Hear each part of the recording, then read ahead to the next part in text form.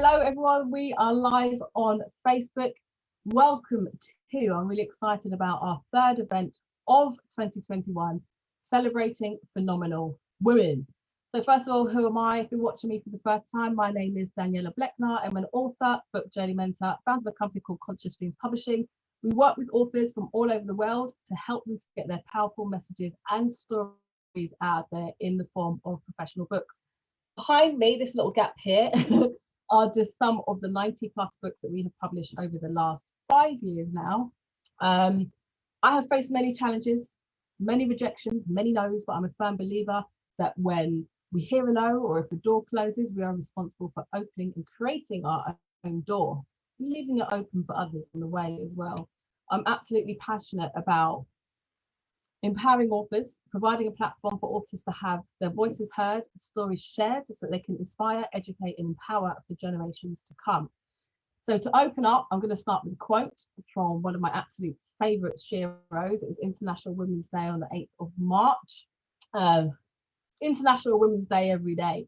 But the late great Dr. Maya Angelou is one of my absolute favourites, and she says, "There is no greater agony than bearing an untold story inside."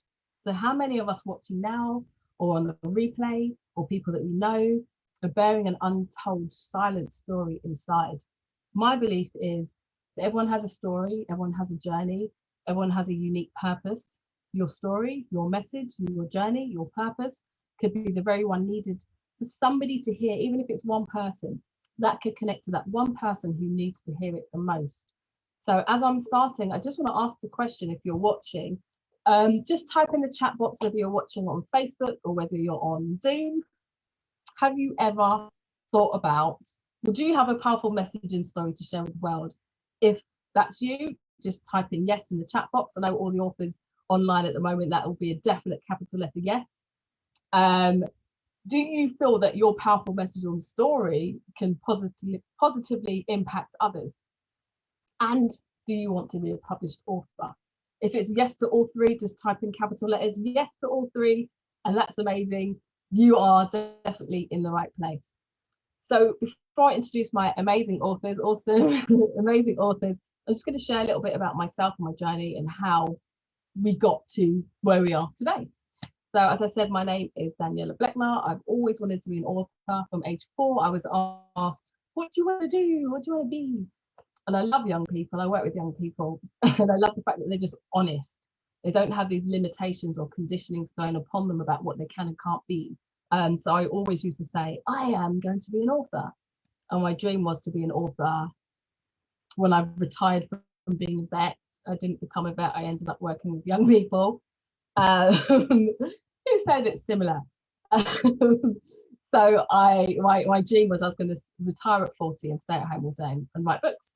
I actually wrote 7 books before my 36th birthday. It's something I'm absolutely passionate about. The first book I wrote wasn't the book that I intended to write. I had a young adult fantasy book. My first book was called Mr. Wrong. So my intention was never to set up a publishing company. It was to publish this book and become an author. So just very quickly, it's not a man-bashing book in case you're watching. It's actually a collection of stories written by women across the world who've encountered this infamous Mr. Wrong character, but more than that, it's a space for us to share our stories and self-discover and learn through our own decisions. So you've got funny dating disaster stories, but also stories of overcoming toxic and abusive relationships. There's stories from men too, so we can hear their side, and success stories as well.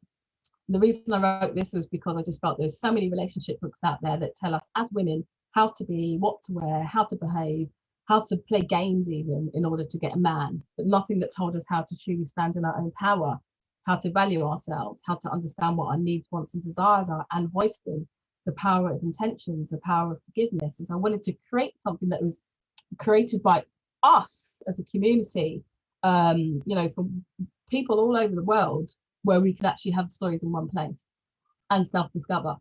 And so my idea was I was going to go the traditional publishing route. And so I read this book called Getting Published by Harry Bingham. And the first thing it said was to write a query letter, which is what you write when you're trying to get an agent.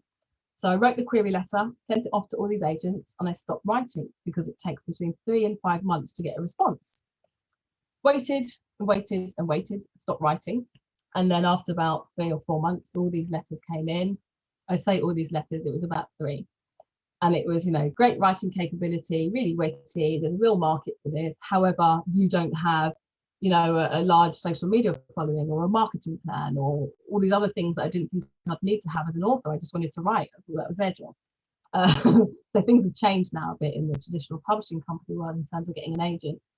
And then rather than let that, I think there's 2 things you can do when rejection hits. Either you can just crawl away and say, oh, who am I to do this? No, silly idea, let me just shelve it. Or it makes you push yourself further. And so something about that rejection, and also the fact that it had stories written by people who had powerful stories and I had to honor them. I just thought, okay, well, let me face some more rejection. And I did what they tell you not to do. And that was to apply to traditional publishing companies. So I sent that off and I literally waited and waited and waited. Then all the responses came in again, and it was the same thing. Well, I say one, all the responses, it was one. Great writing capability, really witty.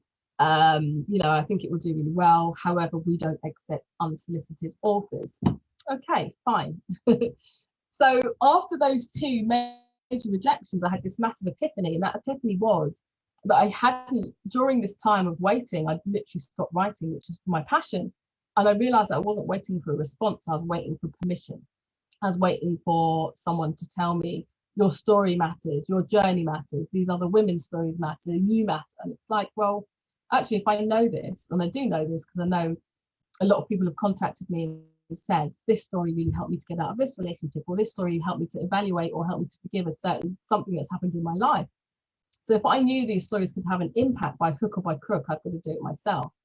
So I researched how to set up a publishing company, how to publish a book, how to promote a book. And I just really got into obsessively understanding that industry, set up Conscious Dreams Publishing, published it myself. And from there, I had a lot of women mainly coming to me saying, how did you do that? How did you get that piece of press in the Daily Mail, for example, or the Voice paper, or that radio interview? Or how did you publish your book? And so I was connecting them with different editors, typesetters, cover designers. I was mentoring them through the process. And then I saw that they were doing really well with their book. They started selling lots of books, getting speaking engagements. I thought, darn, I should have charged. Because I did this as a labor of love. I did it like out of my, from my heart. I was teaching at the time. And the stream of people didn't stop. Suddenly, so many people wanted to publish a book and they wanted help. And I realized that there is a plethora of amazing authors. Some people are fantastic authors and natural writers. Some people are just extraordinary people who've overcome massive challenges in their life and have a real story that can go out, that can, transform other people's lives. And so I saw something in this and I thought, I've got to set this up and I've got to start mentoring services. I've got to start publishing books. And that's really where it came about, because I see I'm a huge reader. I love reading so much. I trade by listening and by reading other people's experiences, learning about tools, techniques, strategies, learning from other people's life stories. And I just thought, let's create a platform where we can do this for ourselves and be successful and empower other people. So this is really what this event is about. It's about supporting women. This is celebrating phenomenal women today. This is what this event is.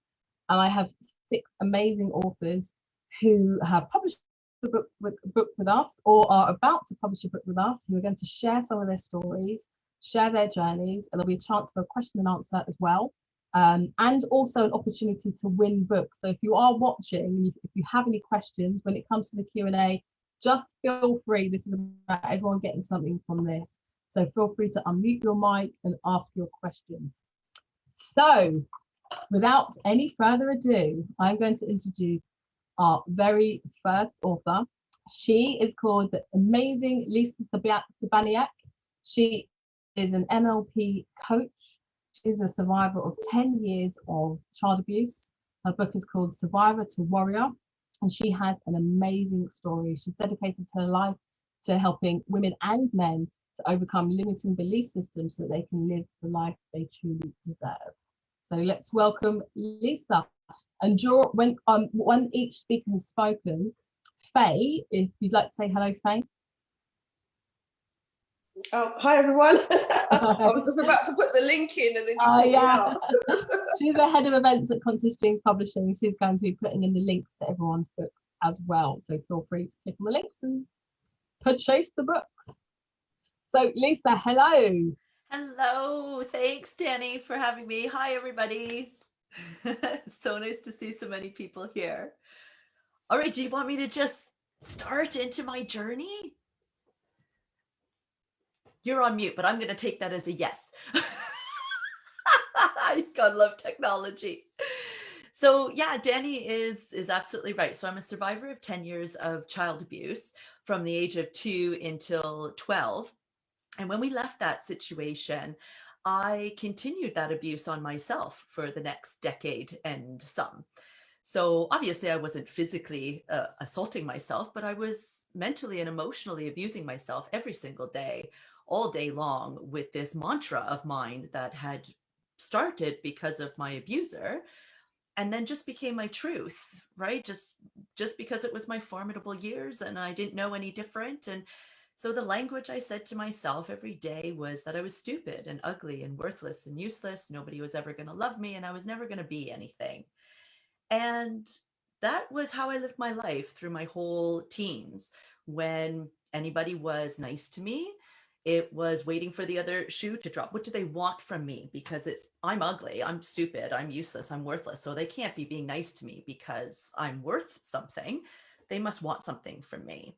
Or the other shoe is going to drop and I'm going to find out, something horrible about this. Couldn't allow myself to feel anything good.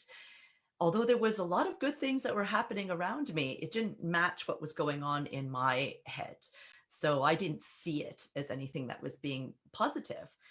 And of course, when anything negative happened, well, that was a real easy one, right? This happened because insert mantra here. And it affected me so much in so many different ways in my life that I wanted to die. I wanted to end the pain so that I could have a better life. Those two things I can't really live and die at the same time. So luckily I had some sort of wherewithal within me to realize that if the pain was gone or manageable or different, then I might have a life that I would enjoy. So my first epiphany was around 19 or 20 that, okay, it's not that I want my life to end. I just want the pain to end. But then I didn't know how to do it, right? How do you just change everything, the way that you look at the whole world? And I didn't realize yet that it was the way that I was looking at the world, right? To me, it was, I'm looking for somebody else to save me, right? I'm looking for somebody else to say the right thing, do the right thing, love me, right? Somebody else put me in this situation. So it's going to be somebody else that's going to make it different. And so I spent the next few years looking for that person. Except, of course, I wouldn't allow myself to see that person because I didn't believe that I deserved to have that person, right? It's a whole cycle that just kept going and going. But then finally, I found myself in a Reiki class. And if you know anything about Reiki, or if you don't, it is just simply energy healing. And in this class, I started to be opened up to the idea that I needed to actually go within, that it wasn't an external experience I was looking for, it was an internal one. And I started to see different opportunities that were presenting themselves to me, different people that would come into my life that I could learn from, different books that I could read that I would say, oh, how do they know this about me? I don't know this person. It's like they're writing about my life or how I look at things. And so I was having all of these different kinds of epiphanies. And as that happened, and I started to learn and grow and trust in myself and learn to love myself, and realize that that mantra was only there because I was letting it be there, that yes, somebody else put it there, but I was the one that was keeping it going. That person wasn't around and hadn't been around for more than a decade at this point. It was me. It was me that was insistent on holding on to that. It was me that was getting something from it. And I needed to make a decision that if I wanted anything to be different, if I wanted that pain to go away, I need to come to a point where I'm ready to let that go, that I'm ready to be a different person and have a different experience and a different way of looking at my life. And once I made that decision, everything just started to fall into place.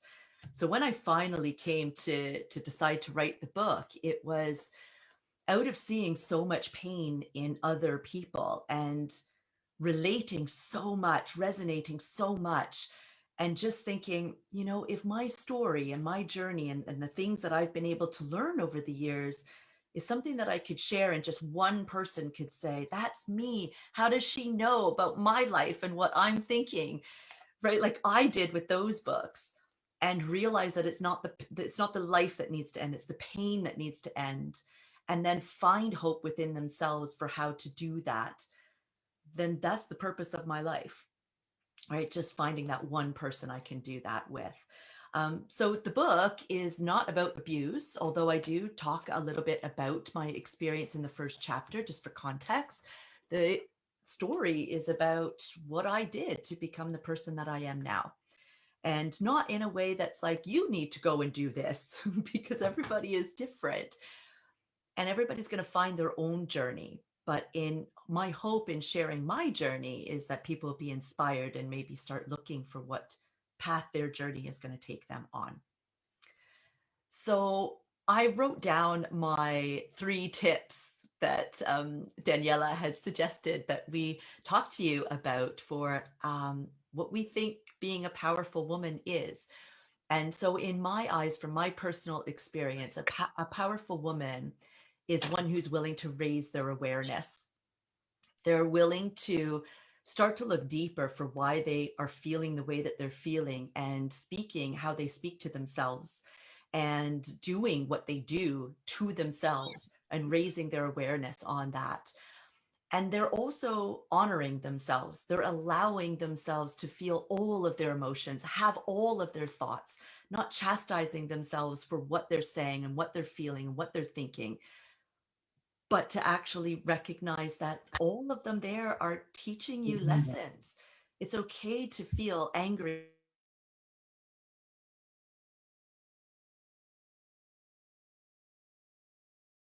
Sorry, Lisa, I've muted you. Would you like to unmute yourself? Sorry about that. That's my fault. That's fine.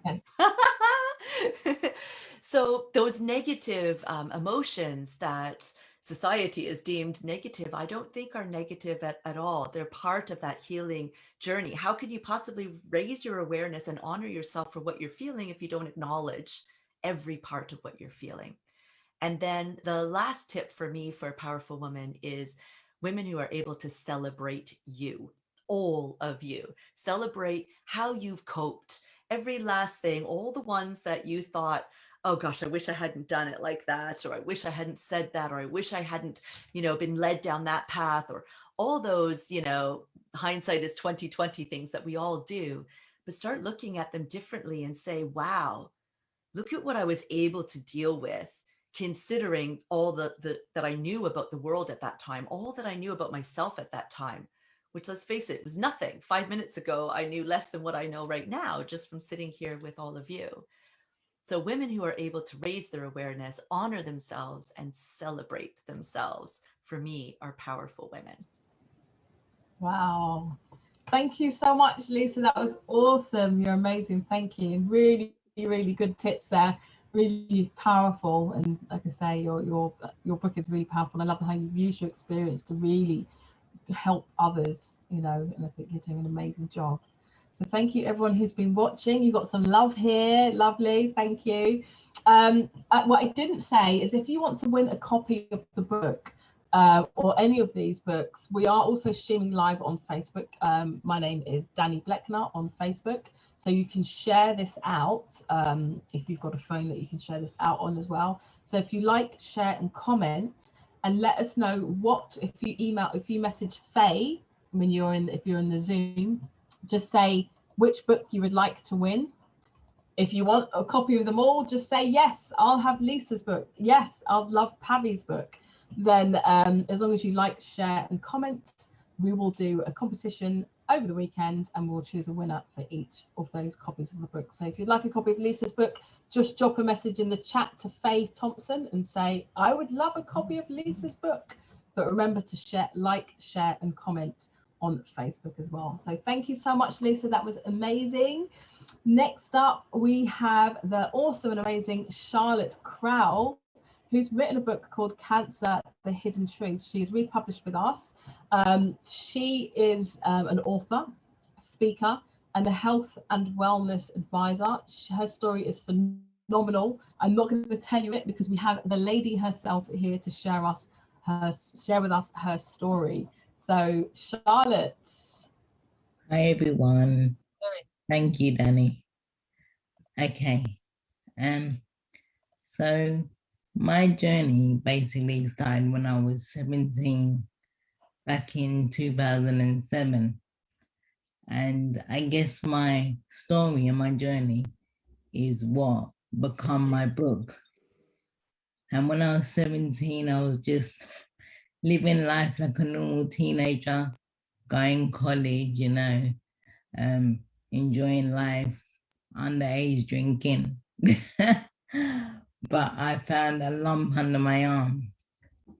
And I remember I went to the doctors and they just said it was, you know, it was nothing, don't worry about it. And then months later, I found little nodules in my neck. And it was at that point that they got quite concerned and sent me for a biopsy. And I didn't really think anything of it because I felt pretty healthy. I went to get my results from the biopsy and they told me I had stage 3 lymphoblastic lymphoma, which is a cancer of the lymphatic system. So even then at that point, I didn't really think like, oh my gosh, like I wasn't worried. And they admitted me to a teenage cancer ward, and that's when everything, I guess, began to change.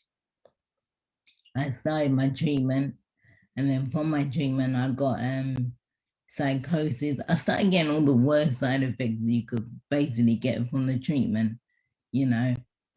So I got the psychosis from having steroids, and it was like I couldn't actually think for myself. And then when that all kind of got sorted out, I then, just 2 weeks before my 18th birthday, had a very rare side effect to a chemotherapy drug where my whole body was shut down.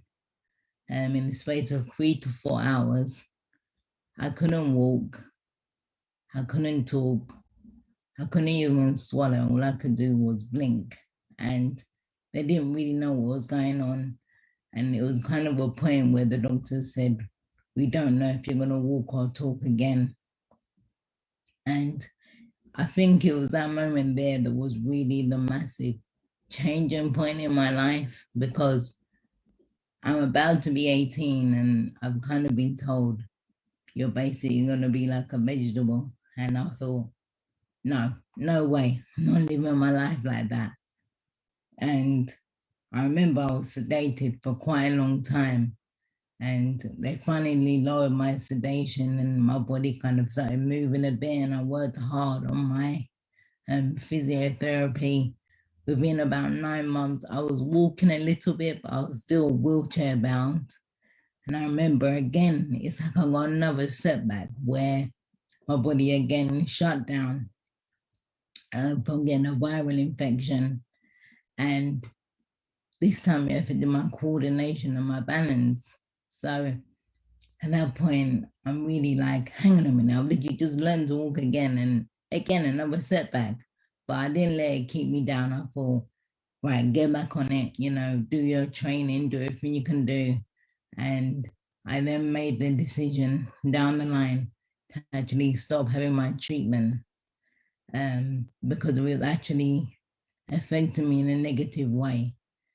So I went on to a whole holistic journey, and I started doing things to do with like the people I was hanging around with, like cutting out toxic people. I was doing things to change my diet.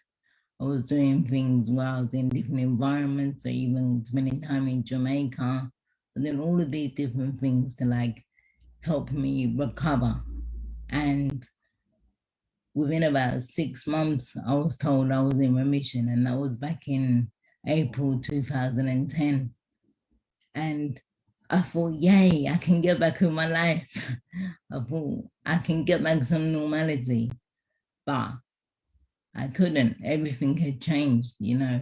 I wasn't that person who, I wasn't that 17-year-old who was diagnosed. I was now 20, and I hadn't been able to go to uni or do anything like that.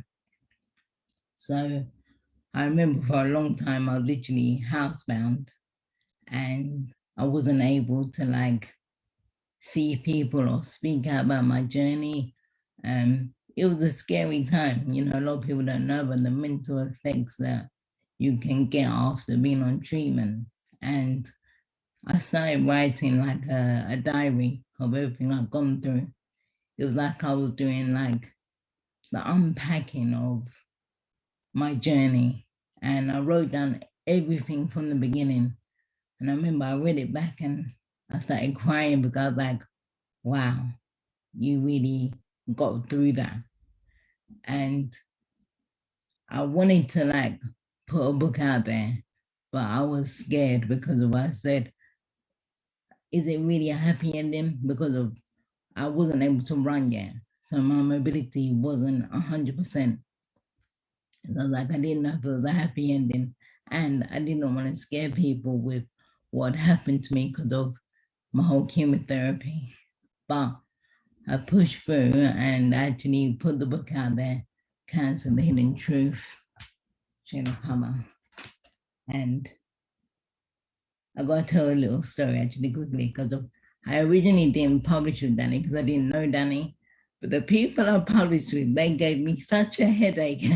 And when I met Danni, she would be like my savior who like has come, and I was going back and forth with her, and she's been so amazing. Like I just got to definitely big up Conscious Dreams there in that moment.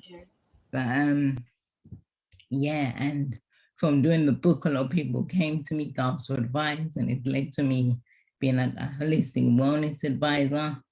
So it's been just an amazing journey, really. And I think I'll touch on the 3 points quickly. So the 3, I think I wrote in a different way because it was like the 3 things that kind of make up me a phenomenal woman. I wasn't sure if I was meant to do that, but that's what I did. Because I thought, let me pick up myself. Yes.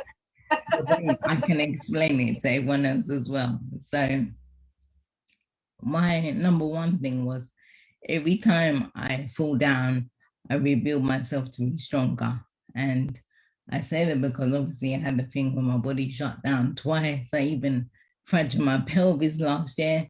And every time I somehow, I don't know where I've got this strength from, but I managed to dig down and rebuild myself to be stronger.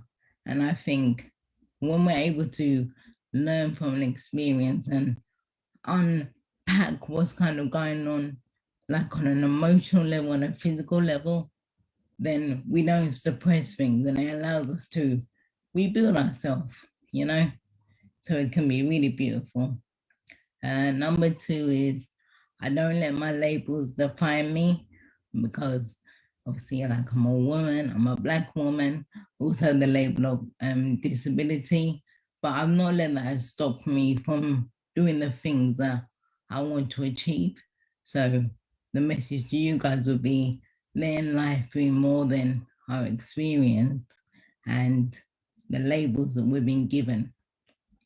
You know, we're more than that. And the last one is loving myself. Now, for me, this was key because throughout my journey, like I would say, losing my ability to walk, losing my ability to talk, it ripped my confidence away from me.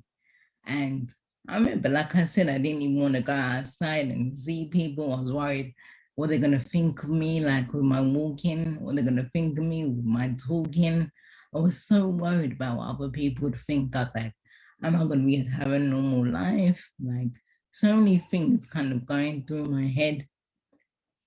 And just from being around people who are supportive and, you know, who don't just see you for your exterior, they actually see you for your interior, like your spirit, your soul. You know, it can be a beautiful thing. And again, I'm going to use Danni as an example because I spend a lot of time with Danni doing like accountability work. And when I say this lady laughed so much and we had so much fun and laughter together, I literally feel like laughing is like medicine for the soul because it can make you feel so good. Sorry to digress there, but going back to the loving myself and for you guys to love yourself, you know, a lot of the time we find it hard to like think about how. Charlotte, I'm sorry, I muted you by accident because someone That's just all came right. in. Oh, there you go. Go on. Sorry. When we learn to like love ourselves, you know, love even our imperfections, see like the silver lining even in our imperfections, it can be so powerful. So with the disability thing, I'll tell you a little story. I used to absolutely like be embarrassed to even say the word like disabled. And I remember I wouldn't even use like the disabled toilets. I was like, no, I'm not using them. I'd walk further just to use like the normal toilets.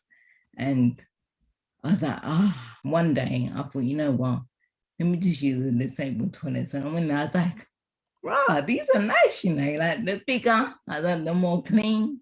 I was like, some things do have like a perk to it. Like certain people, they'll, you know, they'll open doors for you. Like it's nice. Like if you can also see the good side of having a situation that isn't maybe deemed to be positive, it can help you because not everything is down, you know. So it's just good to smile, good to laugh, and good to love yourself. I think I digressed then, Danni. I'm so sorry, but yeah, that was all, guys.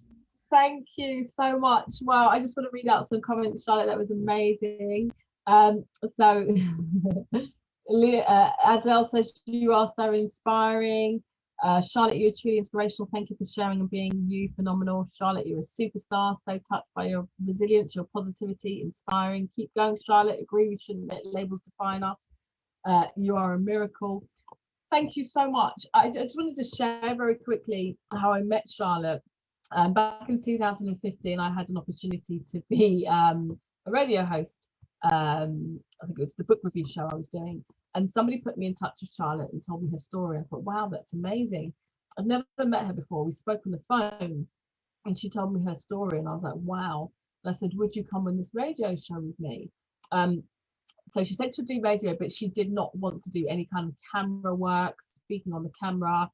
And further on down the line, I started doing my show, which is called Book Journey Mentor Uncut, where I'd introduce authors, use the platform to speak to different authors.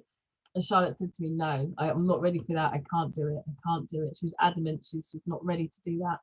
And then I think your first interview was with me, wasn't it, on camera? And we just sat in the car. We were giggling. We'd come from an event and we were just giggling the whole time. And you were just brilliant. And that was 2015-16. And watching you, because I watch you, you know, build your platform and speaking online and all the work that you're doing, you speaking just now on camera, when I look back to that 2015, your growth in itself is inspirational. And it tears me up when I think about it. It's amazing. It really is. And Charlotte is, I'm a big giggler. Charlotte is the biggest giggler. So thank you very much. If you want a copy of Charlotte's book, please do like, share and make a comment on this video, and please do just message Faye and say I want Charlotte's book and she'll send you one out. So our next speaker is called Patti Baltha, possibly one of the happiest people I have ever met. She is a professional makeup artist and performer. You should see her perform Britney Spears, lots of fun. Britney Spears impersonator, and she is an advocate for trans LGBT help me. LG. I can't say LG. I'm sorry, I'm totally ruining this. LGBTQ rights, equality, right? So Pavi, I'll let you speak for her. Her book is called 20s and Happy, an awesome book. Absolutely loved working with Pavi. Please do introduce yourself. Say hello. Thank you, Danni. Hi, everyone. It's so nice to see you. Thank you so much, Danni, for organizing this beautiful event today. Lisa and Charlotte, wow, what amazing stories. Charlotte, you made me cry. Amazing, like amazing. I just, I can relate with so much you said, and which is beautiful. I'm gonna cry again. Anyway, something about me. My name is Pepe Valsa. I was born in Czech Republic, and when I was 17 years old, I would say my spiritual journey began. My mom got me a book from Louise Hay, if anyone knows, Positive Affirmations, the philosophy about loving your life, being positive and happy. And it really started to change my life, really. One thing I didn't mention is that I am a transgender woman. So at that time, I still was in the male form, in the male body, and I was happy with that. So I'll get back to that later, but I just want to tell you that my spiritual journey began there. When I was 18 years old, I moved to Sydney, Australia, just by myself, other side of the world, just to start my life. And it was beautiful because I finally could let go my childhood. I was born in a very traditional Catholic family, going to church twice a week. And if it wasn't male woman together and anything else was wrong, and I just couldn't be myself the whole childhood. And so when I kind of left my family and started to live my life, I just blossomed. I just I came out as a gay boy first.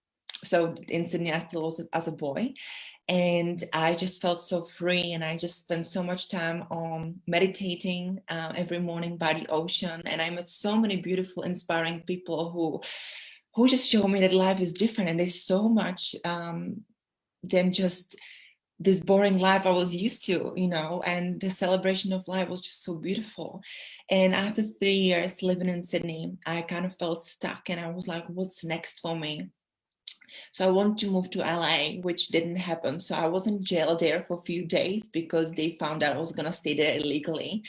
And I had this big dream to work in America, and since I was little, basically. And they sent me back to Europe. And so here I was, very depressed, with my family here in Czech Republic. And I was like, what I'm gonna do with my life? And then I got a job offer in London, working in a brow bar in Holborn. So I just got a job position on Monday, Tuesday, I got a flight and I flew to London. So I was basically living in hostels for first 2 weeks in London. And that time, no one could support me because my dad was going through a hard financial situation. And so I was basically living on a croissant a whole day for like 2 months. And it was really challenging and hard. But in those moments, I realized that doesn't matter what I go through, I choose the happiness here. And I chose the gratitude, and I chose what I'm gonna do today, how I'm gonna react, and I'm gonna put myself in charge, because no one else gonna make me happy, and no one else gonna decide what I'm gonna do with my own life.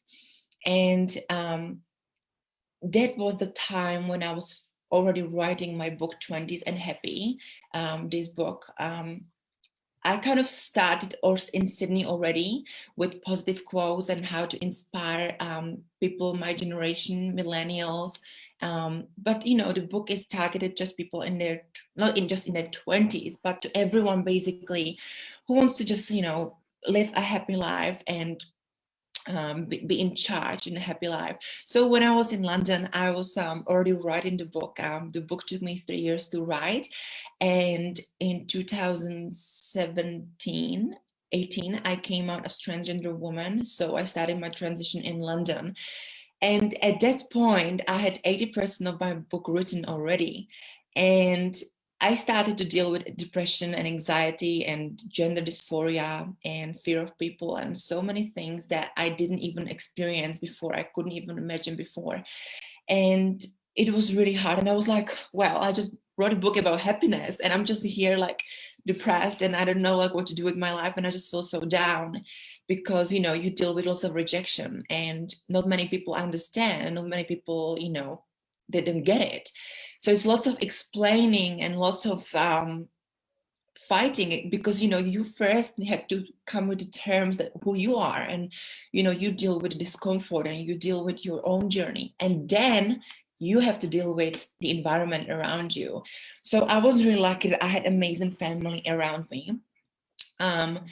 But then I was dealing with the mental issues, but I was still strong enough to finish the book and share the message, share the story. And my book is basically not just, it's not, I would say it's not about my life and my journey. Maybe just 20% of the book is my journey, but the 80% book is my philosophy. It's for everyone. And even though it's targeted to millennials, I'm talking about the power of kindness, the power of self-love, the power of positive thinking and gratitude, because my philosophy is if you are grateful right now for whatever you look around, you are happy because you kind of create this happiness mindset because you were like, wow, I've got this, I've got roof over my head, I'm kind of healthy and I've got loving friends and family and life is good, you know. So this is my philosophy. And also being mindful and thinking, you know, this is my life and I'm here on this journey where I want to go, who I want to become. Because again, we are in charge and no one's going to make us better. No one's going to make us happier. No one's going to create our career or better future. We are the ones who decide to do so. And yeah, that's basically my philosophy. I translated the book by myself from English original to Czech. So I published the same book, but it's in the second language before Christmas last year. So I'm just holding this the copy of my book I translated last year because I had so many people from my country that they wanted to read a book, but they couldn't because they obviously didn't understand.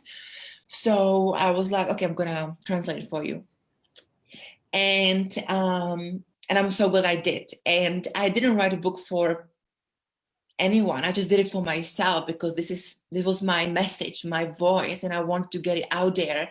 And I feel so accomplished. I'm like, okay, cool. I wrote a book, ticked. What's next? Let's move on.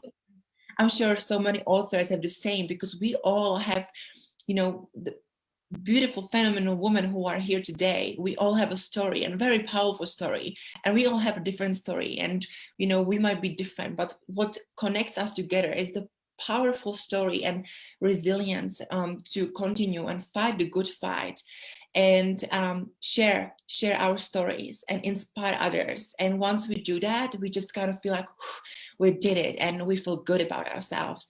So that's kind of about my story, about my book. And I'm gonna say the 3 things what I think that make a phenomenal woman. So number 1 is kindness, number 2 is resilience, and number 3 is confidence. So the first one, kindness.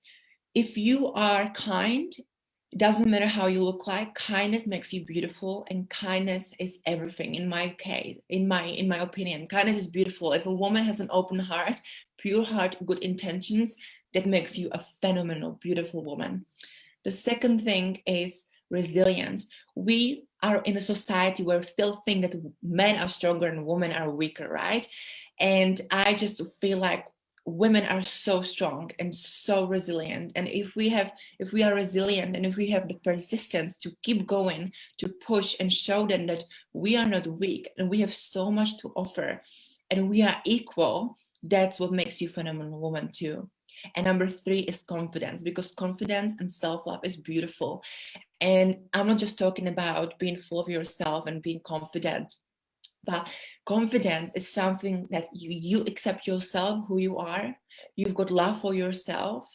You know your value and you can work with that. And that's what makes you a phenomenal woman too. Thank you so much, everyone, for listening. Amazing. Thank you so much. Thank you. I feel like as I'm obviously the book journey mentor, but I feel like I'm growing up with these authors. I feel like I'm going with you on this journey, and every time I see you all speak and you do something or you say something, like every time it's better and better, and I feel it even more. You've got some really great comments here. So Karen says kindness, resilience, and confidence. Beautiful words, Pabby. Lisa, Charlotte. Oh, Pabby, phenomenal women. Beautiful messages shared. Augustina says, Pabby, your philosophy on life is absolutely wonderful and so well articulated. Veronica says, your experience and story is fascinating, Pabby. Janessa says, wow, Janessa's one of our authors. You're a beautiful, brave, and amazing woman. Amazing. Okay, amazing comments here. I don't think I read some of Lisa's out. I'll just read them. I have to go back quite a bit. Thank you so much. There are some amazing comments for all the authors here. Okay, fantastic. So if you want a copy of Pabby's book, please do just send a message to Faye and just say, I want Pabby's book. And you can have it in Czech or you can have it in English. Okay, so now is the time where I'm going to open it out to you, the audience. If you're on Facebook, we're able to see you on Facebook. So if you have any questions, you can type the questions in. If you're watching on Zoom, you can just unmute your mic and ask your question. And let's ask away. My sister said, amazing, Pabby. Loved following your journey. Awesome. Okay, so does anyone have any questions for any of the 3 authors that we've heard from already? Someone wants all of the books. Don't be shy, open up. We're all on lockdown. Some of us haven't spoken to anyone all day. Okay, I'm going to go on. Augustina, hello. Sorry. This one is for Charlotte, and I just have to say, I mean, Charlotte, you're so inspirational and really beautiful. I have 2 daughters, and to see what you've done with your life to date at such a young age makes me feel really, really proud. My question for you, having achieved so much already at such a young age, what's your dream? Thank you. First of all, that was really beautiful what you said. My dream, well, currently I'm working on creating a health and wellness app, and it's a part of my big dream, I guess, because I just want to be able to use my story to help as many people as I can in the world. That's literally it. I just feel like what happened to me, it literally become my purpose on how I can help people through my story, showing people how you shouldn't give up and stuff like that. So the dream is just to help others. That's all. That's all I want to do. Thank you. And make people laugh. Now you make me laugh. Thank you. Thank you so much. A couple of questions here. So Isla, one for each of the authors. How long did it take to write your book? Lisa, you're laughing. Come on, what? Tell us. Well, the honest answer is 20 years. But the reality is, because I didn't know how to write it at first. When I first sat down in my 20s, I hadn't spoken to anybody about my abuse. It was still something I was hiding from the world because I didn't want that stigma and I didn't want people to pity me and things like that. I was still looking externally in a lot of ways. And so when I first put pen to paper, it was more like my outlet. It was a story of my abuse. And then it just didn't sit right after a couple of chapters. It was like, this isn't feeling right. And so I tucked it aside and 10 years later, revisited it and tried to shift it into, more like a story rather than first person. And it still didn't sit right. And then when I came back to it again, a couple of years later, I realized that the abuse isn't me anymore. I'm not defined by my abuse. Mm-hmm. So this book isn't about my abuse. It's about me and how I've become into my own. And as soon as I made that connection, I wrote it in 3 months. Amazing. Thank you very much.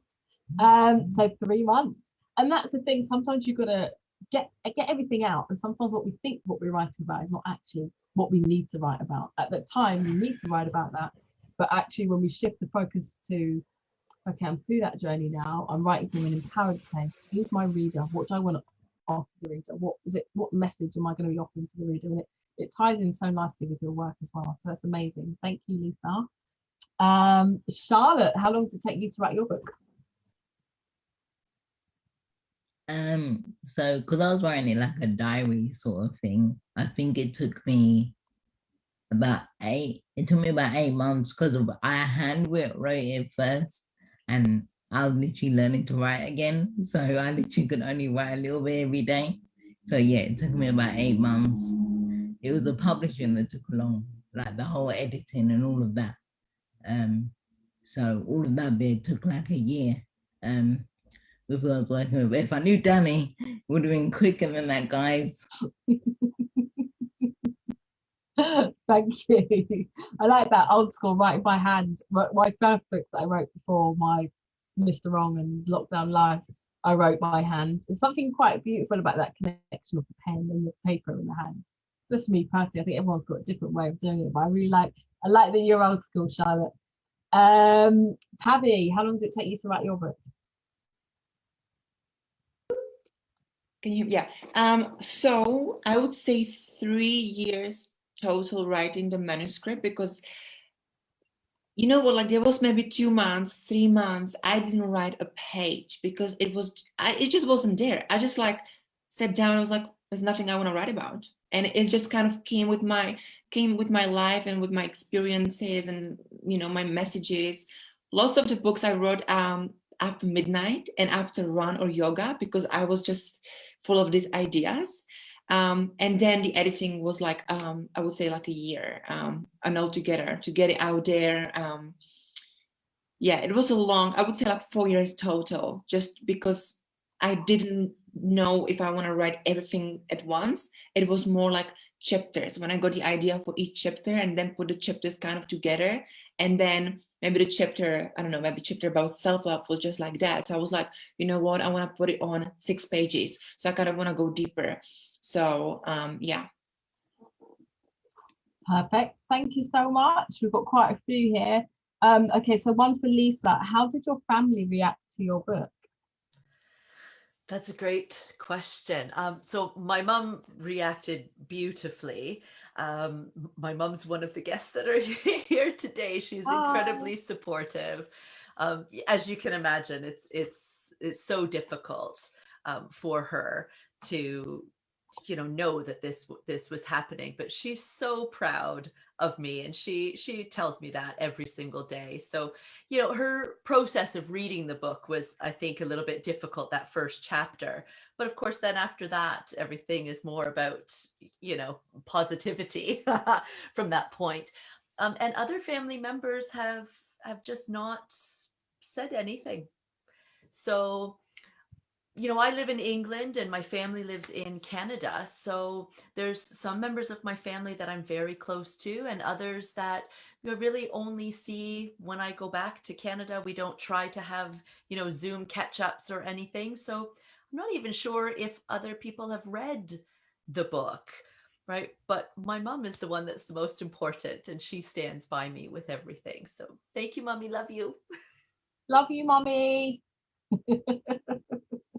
I just want to kind of just add as a caveat to that, actually, because a lot of people who are writing stories that involve other people or are quite sensitive, and perhaps their family don't know, but they know they're writing from an empowered place like you are, and they know that their story is going to really have some kind of power and it's going to positively impact somebody else.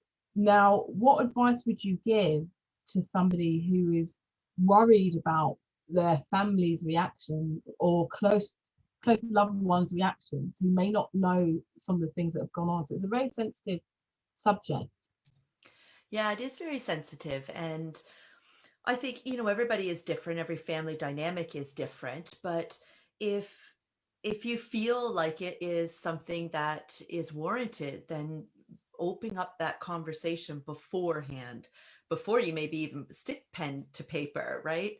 But certainly before it gets published, to have that conversation to say, this is the level of detail that I'm going in here. Do you have any questions for me, you know, in regards to that?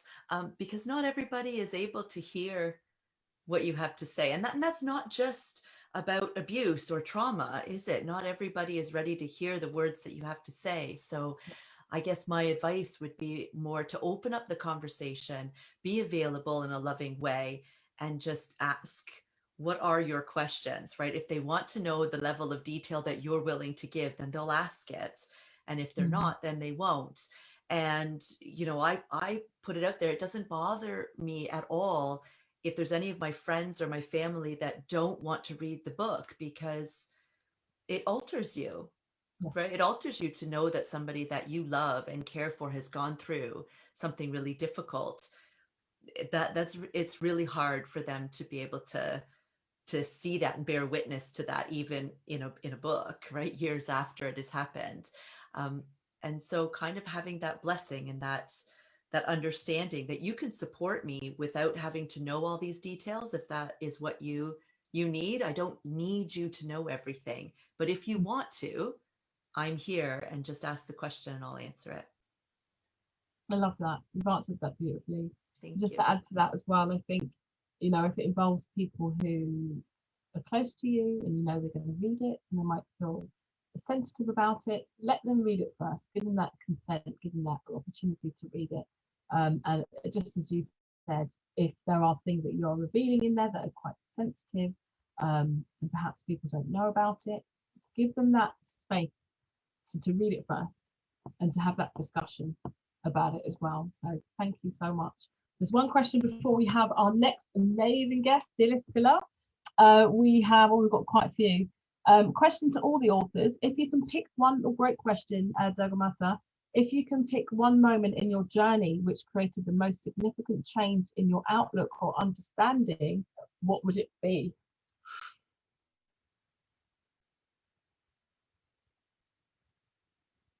Who's going first? I will be willing to go first. My moment, thank you, Dagomata. I appreciate that question. That's really lovely.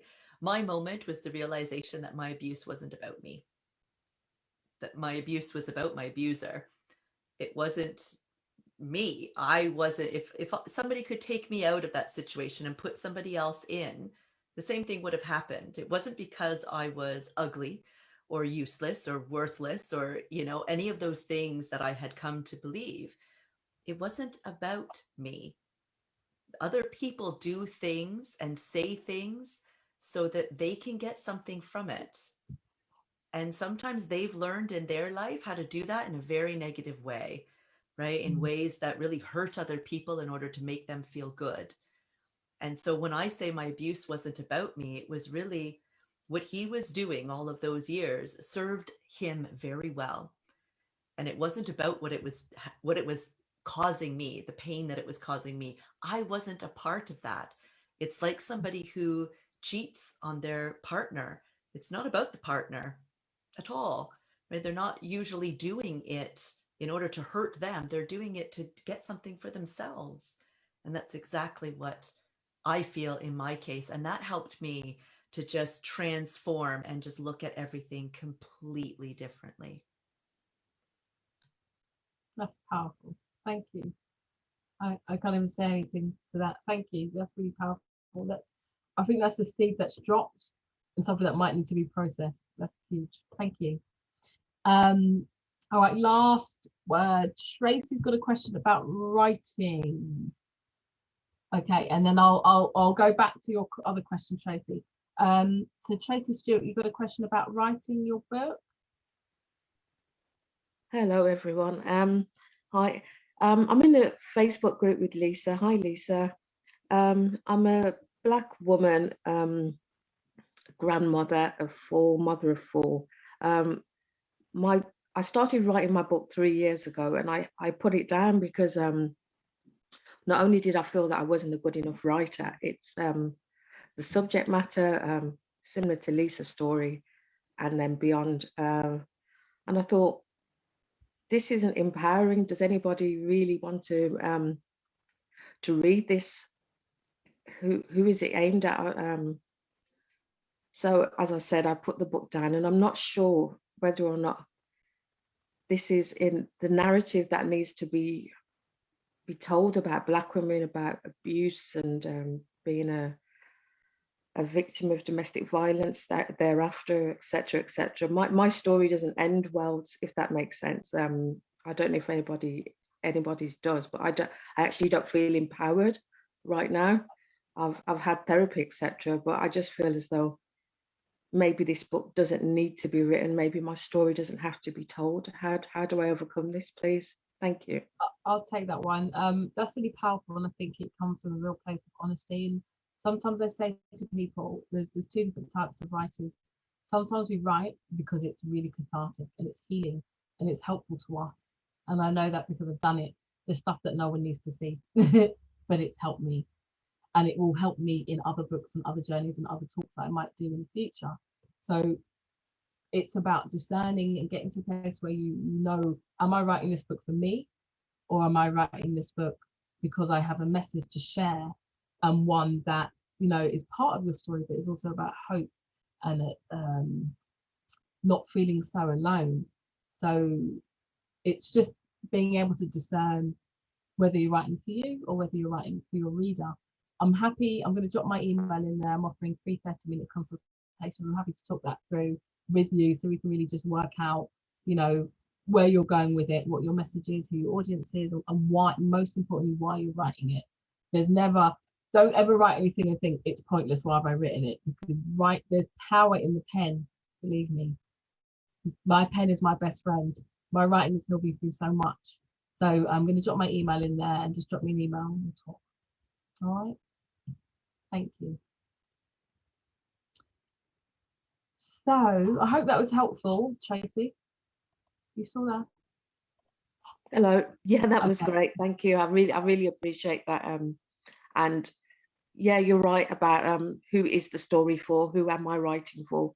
I feel that initially it was to be honest, to tell my story, but it was from a place of anger and like retribution, because nothing had been done and I was just furious. But now I've reconciled with that side. I know that I'm not a victim. They're at fault, as Lisa says. So my perspective has changed now in so much as, yeah, why am I right? But I still feel the need to write it. I have to write. I have to get these words out. And I don't know if it will empower others or others to tell their truth thereon, or just that I write it and then don't publish it. I'm not sure. Thank you. No problem. So it's a book journey. It's all a journey. So without any further ado, in fact, what I'd love to do first is, because we don't go to in-person events, really, we can't take photos. So I just want to get a picture of the authors, because I know that some of them need to go before we end. So I've got your lovely faces on there. So I'm going to take a little group photo. This is how we do things now. Are you ready? 3, 2, 1. I'm not a professional photographer, but I have got my old Samsung taking it from Zoom. That'll have to do. Anyway, so next I'm going to introduce a very dear friend. Her name is Dilys Silla. She is an amazing transformational life coach, author, speaker, and she has her own show. Oh, someone's coming in. Radio host, and she has her own show called Dilys Speaks on Facebook. Huge subject. She is the author of a book called Not This Widow, and she has so many gems to share with us. Hello, Dilys. Hello, Danni. How are you? How is everybody? Great, thank you. How are you all doing?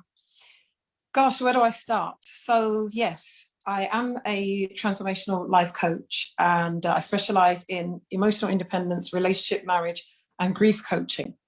Grief coaching being the latest area that I work in, because I was widowed about 2 years ago. My husband died suddenly after being ill for about nearly 4 years. But his passing had nothing to do with what he was ill with.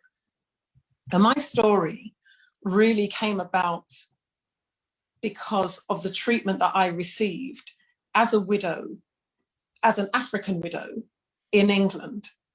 And one may have assumed that, born and raised in England, the things that I'm about to speak about wouldn't happen in this country. Well, I lost my husband, as I said, very suddenly. And within 48 hours, I had his family making demands on me and character assassinating me in a way that I didn't quite understand. And I was subjected to the kind of treatment that I didn't think possible when people were grieving for a loved one. So aside from me grieving with my 2 children, I was looking at the family that my late husband had come from. And I couldn't quite understand how you were able to treat somebody in such a negative and horrible way at a time where they are at their most vulnerable. And I think for me, death came so unexpectedly that I guess even if you're looking after somebody who is terminally ill, nothing really prepares you for the actual event of death. That much I can assure you. But when it's unexpected, the impact and the shock and the trauma that you feel is indescribable. For myself, I remember going to the hospital after, my husband had called out for me earlier on in the morning. And within 30 minutes, he was gone. Now, I'd done an event 2 days before, as I used to run this event called Rewriting History. So I hadn't spent the weekend at home. I had the event on the Saturday, spent the night at the hotel on the Friday, and then I came home on Saturday night. So Saturday evening, I was tired. Sunday, I was completely out of it. And I was about to fall asleep when I thought, I got a phone call from a dear friend, and I said, okay, hold on, I'll call you back. Let me just run downstairs and check whether Eddie needs anything. And I ended up talking to my husband for the best part of 2.5 hours. And we spoke about everything. And at one point, I remember him saying, and I don't share this conversation for obvious reasons, it's very personal. But at one point he said, if God called me home now, I would be ready. I didn't think anything of it. And, we're talking and talking. I said, right, I've got an assignment to do tomorrow, so I'm going to leave you here, because we live in a townhouse, and he slept in the living room because it was just easier for his mobility. It would take too long for me to tell you exactly what went on, and I don't want to take up too much of your time. So I went up to bed, and as I said, the following morning he called me, said he wasn't feeling well, and within a very short space of time he'd passed away. So I was grateful for that time that I had had the night before, that there were questions and issues that we had that was answered in that space. So fast forward 48 hours after my husband had passed away, there was talk of me being very disrespectful to the family because I wasn't answering their phone calls.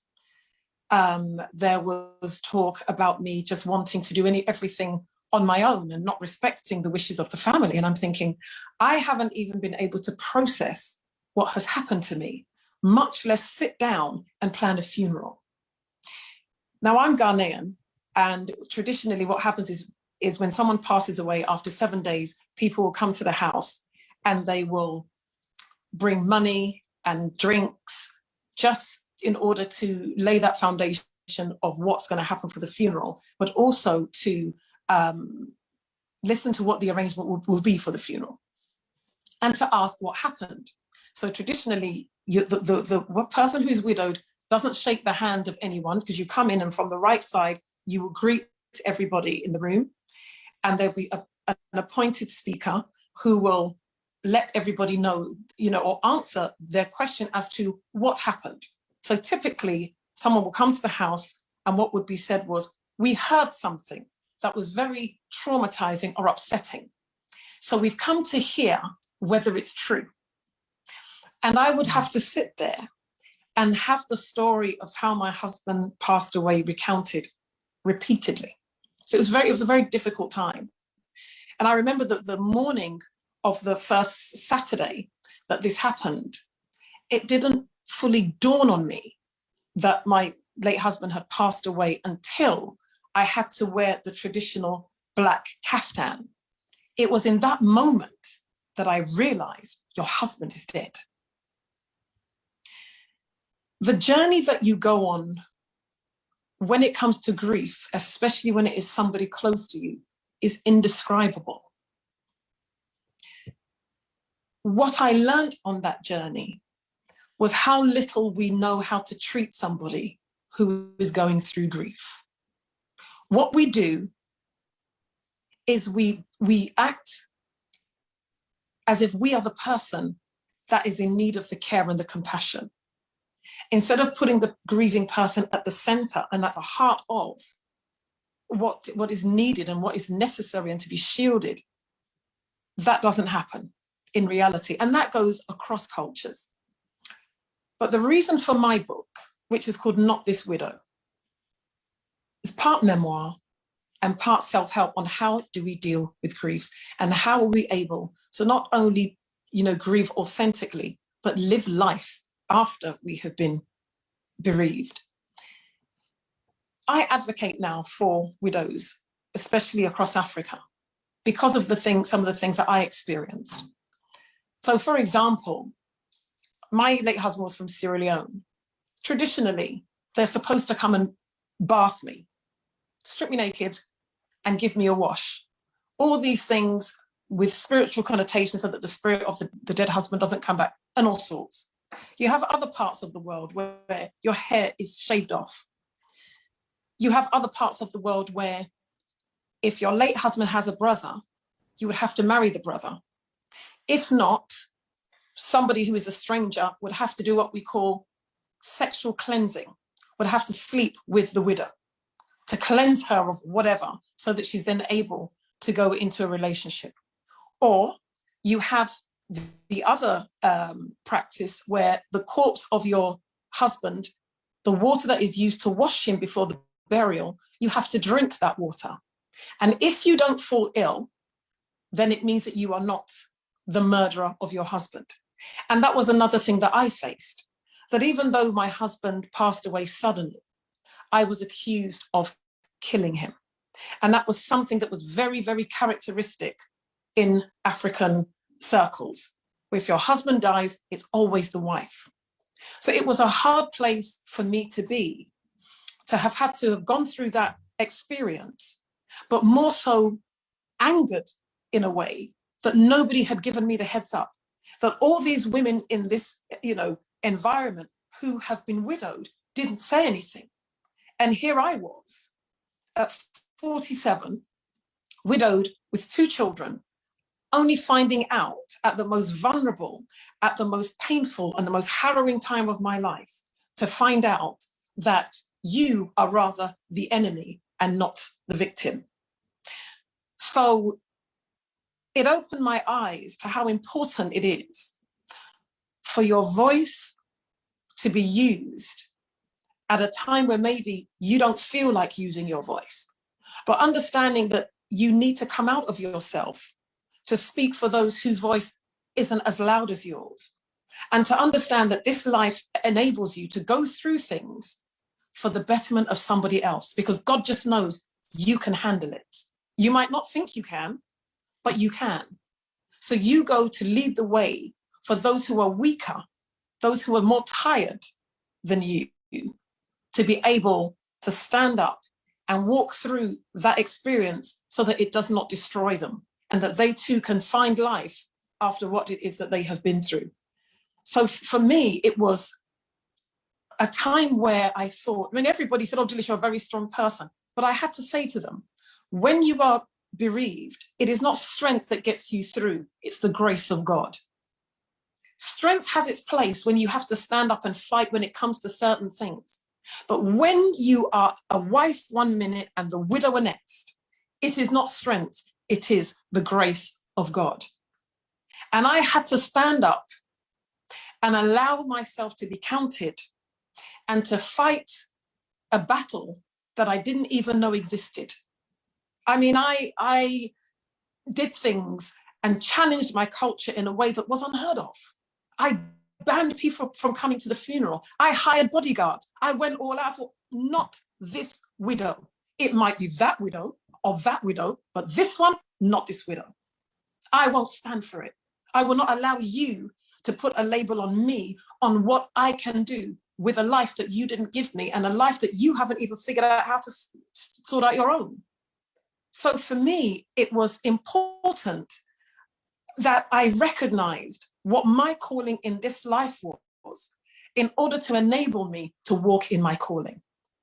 Life has a way of putting you in a position that maybe you would never have anticipated. But if you are able to embrace all that life throws at you, it allows you to appreciate life in a way and fulfill your calling and your destiny in a way that you could never have done before. Everything that happens for a reason. I believe that we agree on the path that we are going to walk on this earth before we actually get here. That's why, when we talk about deja vu, when people are like, oh, I've seen this before. Yeah, you have. Because you agreed to the path you're walking on before you actually got here. And even though it has been painful, 2 and a bit years down the line, I have never understood my purpose and my calling more than I have done now. If I hadn't lost my husband, how could I effectively advocate for women who have suffered and who are suffering and who are having their children taken away from them because they've lost a husband? Or women who are refusing to take part in certain cultural rites, being banished from villages, or women who are being raped in all intents and purposes because their husbands have died. Do you not, it's really important that we understand that your suffering is not for your benefit, it's for someone else's. And that's where grace comes in and not strength. Because when you rely on your own strength, what happens? You get tired and you get weary. But when you understand that your strength comes from somewhere else and that grace can carry you through, you are able to focus. It's painful. So for me, I think what motivated me to write the book was to open people's eyes and to talk about practical things like life insurance, writing a will, looking at the Christian perspective of death and the secular perspective of death and how we are able to marry the two together so that we are not so heavenly bound, we're no earthly good. People die all the time, Christian, Muslim, Hare Krishna, atheist, all the time. But we have to move away from the superstition in certain environments that makes us unable to make provision for the inevitable. Every single one of us is going to die at some point. But what I wanted people to realize is that compassion is life. Kindness is life. Love is life. What we want to reap is dependent on what we sow. When my husband passed away, I had over 600 people on a Thursday at that funeral. In fact, I even had part of my deposit for the venue withheld because there were so many people there. In fact, if they kept the whole £500, I wouldn't have been upset. There were so many people there. There were people there that I hadn't even met in person. They came from social media that, oh, somebody claims I gave them money. I don't even remember. If we can come out of ourselves and just love people and meet the needs of people, then truly we would have fulfilled our purpose as human beings and embrace the bitterness that we go through, because eventually it will be different when you realize how it has impacted someone else and given them not only a reason to live, but I know that widows will look at me now and say, she is symbolic of what is possible. The fact that you lost your husband did not mean that you lost your life. It just means that this is a different part of the destiny that you agreed to, and you need to keep on moving and keep on walking. So for me, this was the reason why I wrote Not This Widow. And just to give a voice to other women, and I think there's 4 women in this book who share their stories of what widowhood did and what it meant to them. So the 3 things that I would say makes a phenomenal woman would be a woman that not only understands her purpose, but embraces it, because you can understand something and resist it. But when you understand your purpose and you embrace it, then you are empowered to walk in it. Compassion is what makes a phenomenal woman. You cannot be phenomenal if you have no love. You are of no value and no benefit to the world if you lack compassion. Compassion is everything. I think what makes a phenomenal woman is a woman that is able to take her place and pass on the baton to somebody else so that they too can fight their good fight and help other women to be able to walk that path. And I will give a bonus. Humility is everything. If you learn to humble yourself and you learn to be gracious, that's what I think really makes a woman a phenomenal woman. God bless you, and thank you very much for listening. I can't speak. Thank you so much. You see why I have these amazing speakers? They're just powerful. They offer so much. They offer so much to my life. You know, I do this. This is my part of my calling. But I always find the right person comes across with the right message at the right time every single time. And what I love about Dilys is that she not only speaks of her own journey, and we released the book on the anniversary of your husband's passing on the 18th of January 2020. I remember that day clearly. And I love the fact that you offer a voice, and people in the comments here are just saying, wow, I didn't know about these practices. I had no idea until I read the book. And you gave voice to people who would otherwise never have been heard, marginalized, unheard in rural villages. And it opened my eyes, you know. And as I said before, I always get the right people at the right time. Whilst I was publishing Dilys's book, I lost one of my best friends during the process. I also lost my dad at the end of October. It feels like yesterday. And you just completely understand the grief process. It's one day you might be okay, the next day you're not. There's not an end to it. You manage it. You work your way. You work your life around the hole that's missing. And Dilys has been an absolute, well, I just want to say this publicly, you've been an absolute rock to me, and I really, really appreciate you. But I would like to say, Danni, because when I wrote the book, as Danni said, the book was published on the 1 year anniversary of my late husband's passing, which means, and I wrote the book within 3.5 to 4 months. I was ill writing this book. It made me sick physically. My skin broke out. My periods were all over the place. I was ill. But it was so important to me, one, to be able to honor him in that way. It's just something that I felt I needed to do, as well as give other people the heads up. But my point is, Danni gave me the level of support that without it, I couldn't have written the book. I had a deadline. I remember we met for lunch in June, and I said, okay, what's the latest date I have to have the transcript to you for us to be able to publish on the 21st of January? It has to be done on the 21st of January. And I think Danni said that I would have to have had the book with her by October. So I got writing, and I had the book with her. I think it was the day of the deadline. But she helped me so much and told me, you know, there were times where she was like, look, if it's too much for you, just take a break. And there I was playing catch up. And it also had an impact on her and, you know, on her timescales, on what she had to do. So, you know, thank you so much, Danni, because this is not my first book. My first book, which, you know, regrettably, I didn't publish with Danni, published with some other people. It was not a great experience. But the contrast, you know, with those other people, as soon as they got my money, it was like, it felt like I'd had a one-night stand, though I've never had a one-night stand before. Imagining I'd had a one-night stand and God doesn't want to see you anymore. That's what it felt like. It's like, right, got what I want, bye, see you later. Whereas with Danni, it's just, she's just always been there for me. So, you know, if anybody's thinking of, there's a reason why I believe her company is called Conscious Dreams. So let me just leave it there. If you're smart, you'll publish a book with Danni. That's all I have to say. And I was not paid for this advert. No, she was not. Oh, thank you so much, Dilys. Thank you. This is why I call it a book journey. It's never just public. I call them printing companies, vanity printers. They take your money, publish a book, and then gone. You know, it's about the journey. Every single person here, I've got Joanna, who published with us in 2017. I've got authors I've published in 2015, 2016. I'm still in touch with. I'm invested in their journey, and I can see your journey, and like listening to Pavi just now, just seeing how your speaking is and Charlotte, just seeing how you just shine through your speaking. You stand more firmer in your purpose. I love that. That's part of my calling.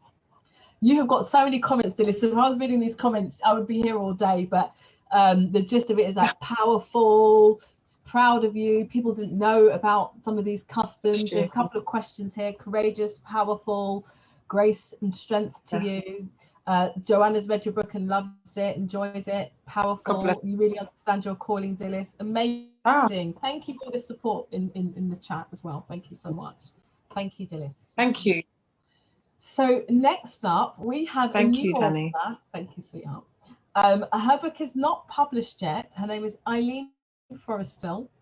She's a former anaesthetist. Her book is called The Courage to Shine. She's also the founder of the Get Up and Go Diaries. And she is really about finding her voice and showing people how they can use their voice to have an impact. So without any further ado, I think this is your first, is this your first speaking gig, Eileen? Well, it's certainly my first speaking gig about anything like this, certainly in terms of I can speak about other things, but it's actually quite hard to speak about this or about, you know, a book or myself or whatever. So first of all, I want to acknowledge actually, you know, Danni, everything that has been said about you. I just want to second. I think you've been, you know, phenomenal encouragement. I do get that there is something about bringing dreams conscious, and this is one of mine. And just the other speakers, I'm so kind of captivated by what you've already said that I'm kind of thinking, what am I going to say, actually? And I think really it is, what I want to say is the testament to the power of words and the power of speaking, and that people have got the courage to share their message, share their story, share their truths. And when my book, you know, it took me a while even to get a title for my book, but when I actually got it about the courage to shine, it was actually, for me, it was about the courage to speak. Because I had regarded myself as being quite a courageous person in life, but one thing I had no courage to do was actually to speak. And it never even occurred to me to actually write a book. It was like, you know, I was just living my life. Everything was going the way it was going. And then at some point, I actually met a girl, and actually I had taught her how to swim. And, you know, we had spent a month together at a particular event, and I was kind of talking about, you know, courage, and it was really just fear that had people maybe that had her, you know, not be able to swim. So at the end of the month anyway, she was able to swim from one side of the pool to the other. And she sort of said to me at the end of that, she said, well, you know, what are you afraid of, Eileen? And I'm thinking, I'm not afraid of anything. I've done, you know, to me, I had done everything, and I couldn't think I was afraid of anything. And she said, no, everyone is afraid of something. And she had actually written a book that she had not yet published, and it was called FEAR. And it was Fake Excuses Act Revolutionary. So we were just in this conversation about fear. And I think, no, I don't have any fear. I'm not afraid of spiders or flying or, you know, and now I'm not even afraid of speaking, right, at this point. And then she said, you're afraid of something. And from somewhere I considered, you know what, I think on somewhere, like you said with Maya Angelou, it's the thought of maybe dying with an untold story. And I said, maybe I have a story. Maybe I'm the only person to tell my story. And maybe I have a story worth telling. I don't even know. It'll be for others to judge. So she just said, well, you know, that's easy. You know, why don't you write a book? And I thought, oh, all right, then. Never occurred to me. But that was kind of the start of it. I said, okay, I will. So that was the start of the journey. And as you say, Daniela, it's definitely a journey.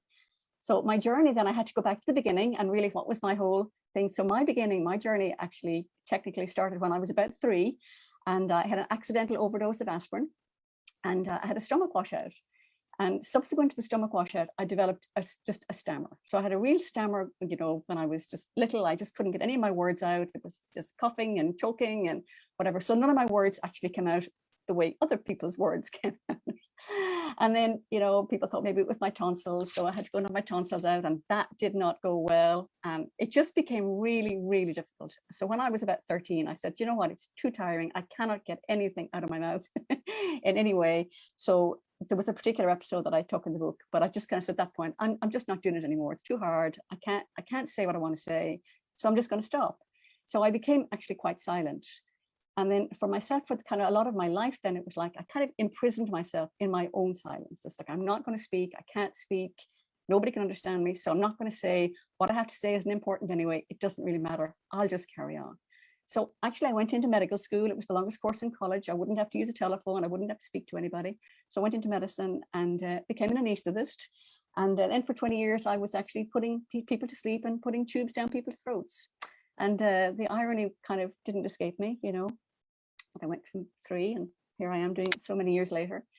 And then I was kind of faced with, you know, a little bit like there's always an opportunity. And I was actually, you know, faced, you know, like things didn't go well for me in my life. So there was a lot of suppressed anger. There was a frustration that I wasn't speaking, I wasn't sharing, I wasn't really contributing.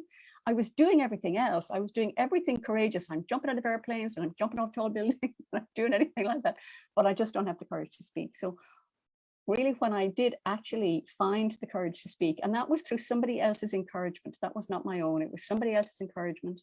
When I found the courage to actually speak and then really kind of go back and explore that, you know, like, why did I do that? And who did I blame? And then there was a story then through it where I actually had blamed my mother. And it was her fault that she left out the tablets. It was her fault that I had the stammer, and it was her fault that my life was a mess. Where actually that was a whole process to actually go back then and really say, you know what, my mother tried to save my life. My mother was a nurse. And, you know, there was none of that, but all that interpretation that I had, like, you can't trust people, people are going to hurt you. All of that gets all kind of, it all gets a little bit, you know, blurred up in the story. I'm sure in the story, it takes a lot longer to tell it than here in 5 minutes. But it was just really how everything kind of, you know, interweaves in your life. And then it's only when you look back, can you join the dots backwards and you think, oh my goodness, that's actually what got me here.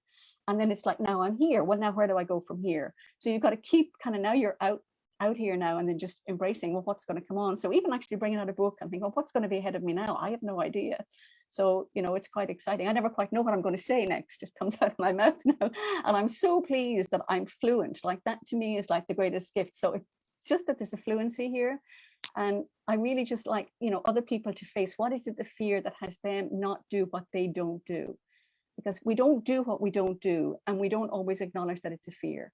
And, you know, we're maybe going to be criticized, maybe we'll be rejected, there will be something. So it's just to explore that little fear. And then it's like almost like FEA, or effect excuses, act revolutionary. And just allow somebody to encourage you to go past that fear.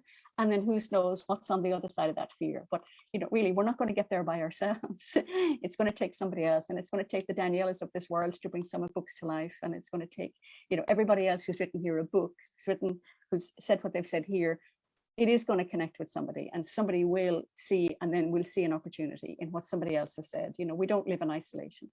I think what we're showing here is that words are powerful, and we all have access to powerful words. And when we use our words to empower others, and we use our words to encourage others, and we use our words to, you know, just to really support others, then that's really the gift of this life. And then we, for some reasons best known to ourselves, we don't use our words that way. And I suppose I kind of explored that as well, you know, having been through the medical world, you know, for 30 years as a doctor. You kind of see how, you know, some of how we speak to ourselves, a little bit how Lisa explained how we speak to ourselves, it impacts on our lives, and it impacts on our health and our well-being. So really for me, for phenomenal women, I think number one, I think the courage is really phenomenal. I'm not a mother myself, but I think the courage to bring a child into this world. And I've always sort of said the hand that rocks the cradle rules the world. And I think really, you know, that's then the confidence that women can actually be confident that, you know, they have a place, they have a voice. Their voice is as important as anybody else's voice. What they have to say is just as important as what everybody else has to say. And just to actually do that. And then, you know, people care, like women, like it's not that we care more than men. We have a different kind of caring. And I think we're caring really for the future a little bit. We're like the next generation, for the children of the world. And that, you know, that really that's, you know, suffering is not, there's enough suffering, I think, in bringing children into the world, that really, we don't want the children to suffer. And it's just about really kind of just we have to keep recycling and healing ourselves as we go back and go back. So I think that's really all I have, Daniela. Amazing. Thank you so much, Eileen. So we've got some comments. We've got from not speaking to natural storyteller. So Charlotte, love it. We need to conquer our fears. Well done, Eileen. Courage, so important. Thank you, says Marta. Thank you for your inspiration. Oh, it's going too fast. Eileen, your story is amazing and will heal many. Lovely. Karen says, thanks for sharing, Eileen. What an amazing presentation. I wish you every success with your book. Now, I can relate to your story in the sense where when I read a certain part, I was like, oh my gosh, I can relate to that. In school, I was a real chatterbox. All of my reports are, Daniela's lovely, but she can't stop talking. Off topic discussions. But if I was to read out in class, I remember the book would come round, you know, the days where you're sharing a book with your partner and you know what number you are, and I'm working out what line I've got to read. It's only one line, and I'm reading it in my head over and over and over again. My heart's going, oh. It's not like I'm not used to speaking. It's the fact that it's that sense of you're speaking now, and especially when you're used to not being listened to, you're speaking now and everyone's listening. You've got to get it out right. And because people knew I was nervous, my friends would, when it came to me, they used to poke me. They used to start laughing, and I get told off for laughing. But in your book, there's a certain part where you say, you get up on stage and you started with hello. And when you said hello, after you've seen other people speak, because you didn't want to speak, after you said hello and introduced yourself, you connected to why you were speaking and the words just flowed. And I felt that with you just now. And I think you are a natural speaker, and I'm just speaking into many, many more speaking engagements. And so many people have come from where you come from, in the sense that they've been afraid to speak or afraid of their own voice.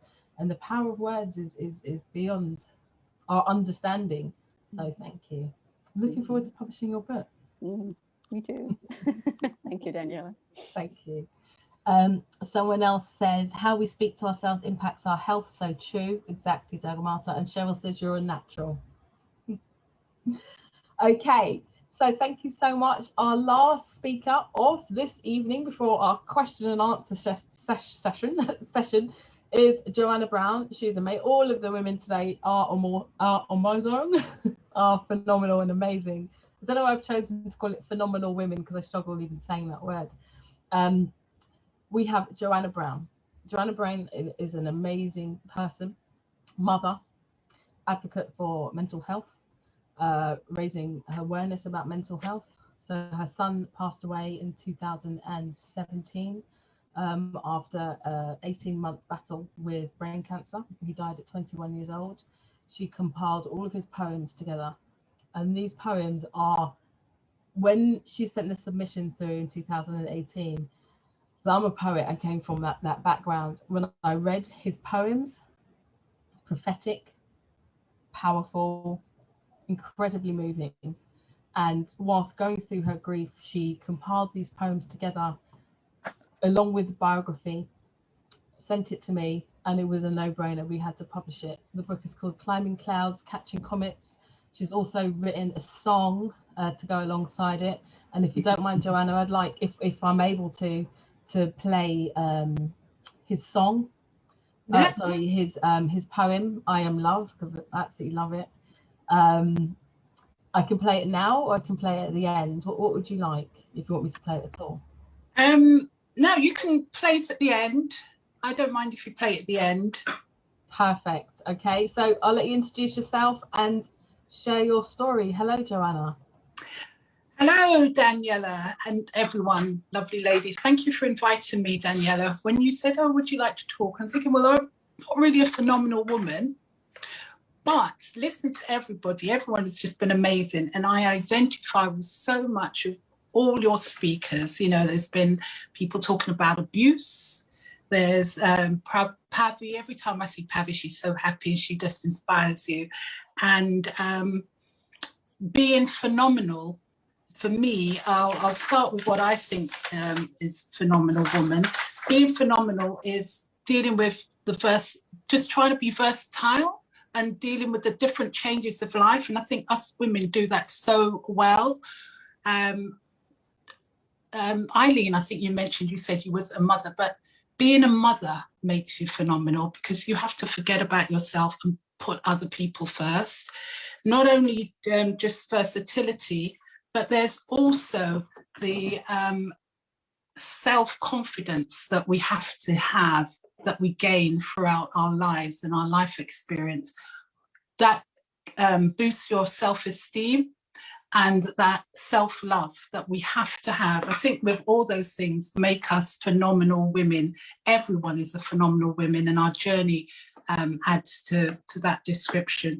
And also, it's a word that I say, keep on keeping on. When adversity comes, Dilys talked about her experience. Adversity comes, you've just got to be tenacious. You've just got to keep on going. And I think those are qualities that make a phenomenal woman. And one of my amazing phenomenal women was my Angelou. But if I have to claim that title, I will say, yes, I am a phenomenal woman because I had a phenomenal son. And Daniela has mentioned my son. He was 21 when he left this earth and he transitioned, but he did amazing things in his short life. And when we listened to the first speaker, I think her name was it Charlotte? When I listened to Charlotte, there were so many similarities. You know, my son was young when he got diagnosed with brain cancer. But also Charlotte talked about lymphoma. My mother had lymphoma. My father had prostate cancer. There's a lot of cancer in my family, but you never ever think that a child so young, fit, healthy, who had so much going for him.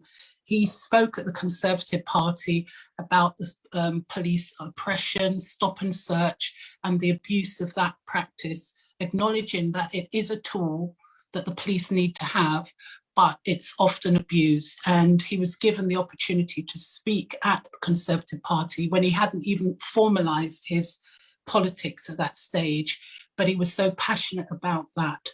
But he was also very much a spoken word poet and would go around talking about various things that affect young people. He wrote poems about love. He wrote poems about his mother, his sister. He wrote poems about everything. And he was an amazing person.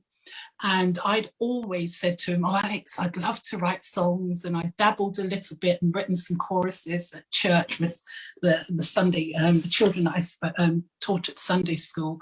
But again, over the years, I never had that inner confidence to say, right, okay, I'm going to write songs and I'm going to put it out. But he always believed in me, and he was a great encourager and a great one to inspire people. And shortly before he collapsed and got sick, he gave me a book, 6 Steps to Songwriting. He says, there you go, Mum, you are going to write a song and you're going to be amazing. Sadly, he got sick and he passed away, but it was his passing and going through grief. And I sort of acknowledge a lot of what Dilys said. When you go through grief, people say, oh, you're so strong, you're amazing, you can deal with these things. But it is the grace of God, but it's also going through the tragedy. You've got to keep on going. You can't give up. Grief is there. We all experience grief at some stage in our life. And you could say, right, yeah, this is going to just completely crush me. I won't be able to get over it. He was the love of my life. He was my child. He was my father, my mother, whatever, whoever the person is. You, as a phenomenal woman, we have to keep going. And that's what I found. And also losing someone so special who was loved and was so popular, had a great future. He managed to get himself in a few newspapers, and they all were saying he was going to go on to be an amazing politician, but it wasn't to be. And I had to deal with that. And I was just channeled. I was just so focused on getting his book of poems out because he never had the chance to publish. So I did that. And for 3 months, I just sat and channeled all the energy. I'm not going to break down. I'm not going to cry. I was just crazy. I was mental, but I had to deal with that because that was my way of coping with the loss and fulfilling what he wanted to do. I met Danni, amazing woman. She helped me to publish the book. I did have an offer from a traditional publisher, but they wanted to take over and make it the book that they want. Whereas Danni gave me the opportunity to produce a book that I know if my son was here, he would be very proud of. And he would say, yes, Mum, this is just how I want to do it. And Daniela gave me that opportunity. So I declined the traditional offers. Maybe they could have got my book all over the world, who knows? But it's about, and I'm sure all of you authors know, it's about producing a book that you like. and you want. So yeah, phenomenal woman. I had a phenomenal son who made me amazing and made me realize that inside of me, I can be who I want. And I think I read a question earlier on in the chat. Someone said to all the authors, what is the one thing in life or your journey that brought a major change? And I would say it was the loss of my son. He was so special. He was my first child. He was bright. He was at Warwick. He had a great future. And to all of a sudden, just, you know, one day he's collapsed. And then within a couple of months, a year, he was gone. But he left behind amazing things that encouraged me to be the phenomenal woman that I sometimes feel that I am. I mean, there are times when, you know, you just think, oh, I can't do this, but we always have to rise to the challenge. And that's what he gave me, to just have a little flavor of what he was like. I know Danielle is going to play, in fact, I'll let Daniela play part of his poem, the one that most people really appreciate. And so I was going to read another poem. But just to say, being a phenomenal woman, I remember many years ago when I was training to be a lawyer, I went through depression. And it was at a time when I just couldn't admit to anybody, you know, I felt embarrassed, I felt ashamed, I didn't feel confident, I felt like a fish out of water. I was trained to be a barrister, and everything just got on top of me, just had a broken relationship. And I was going through, but one thing I found, I used to write poems at that stage. And there was a time that I was all over the place with me, who am I? Not feeling good inside, not feeling good about my womanhood.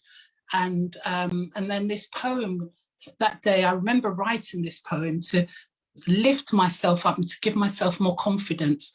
And I'd just like to share that with you, because this is my version. It was written on the 22nd of September, 1990, but this is my version of the women that we are, the various aspects. We're so eclectic, we're so versatile, we're so changing, embracing.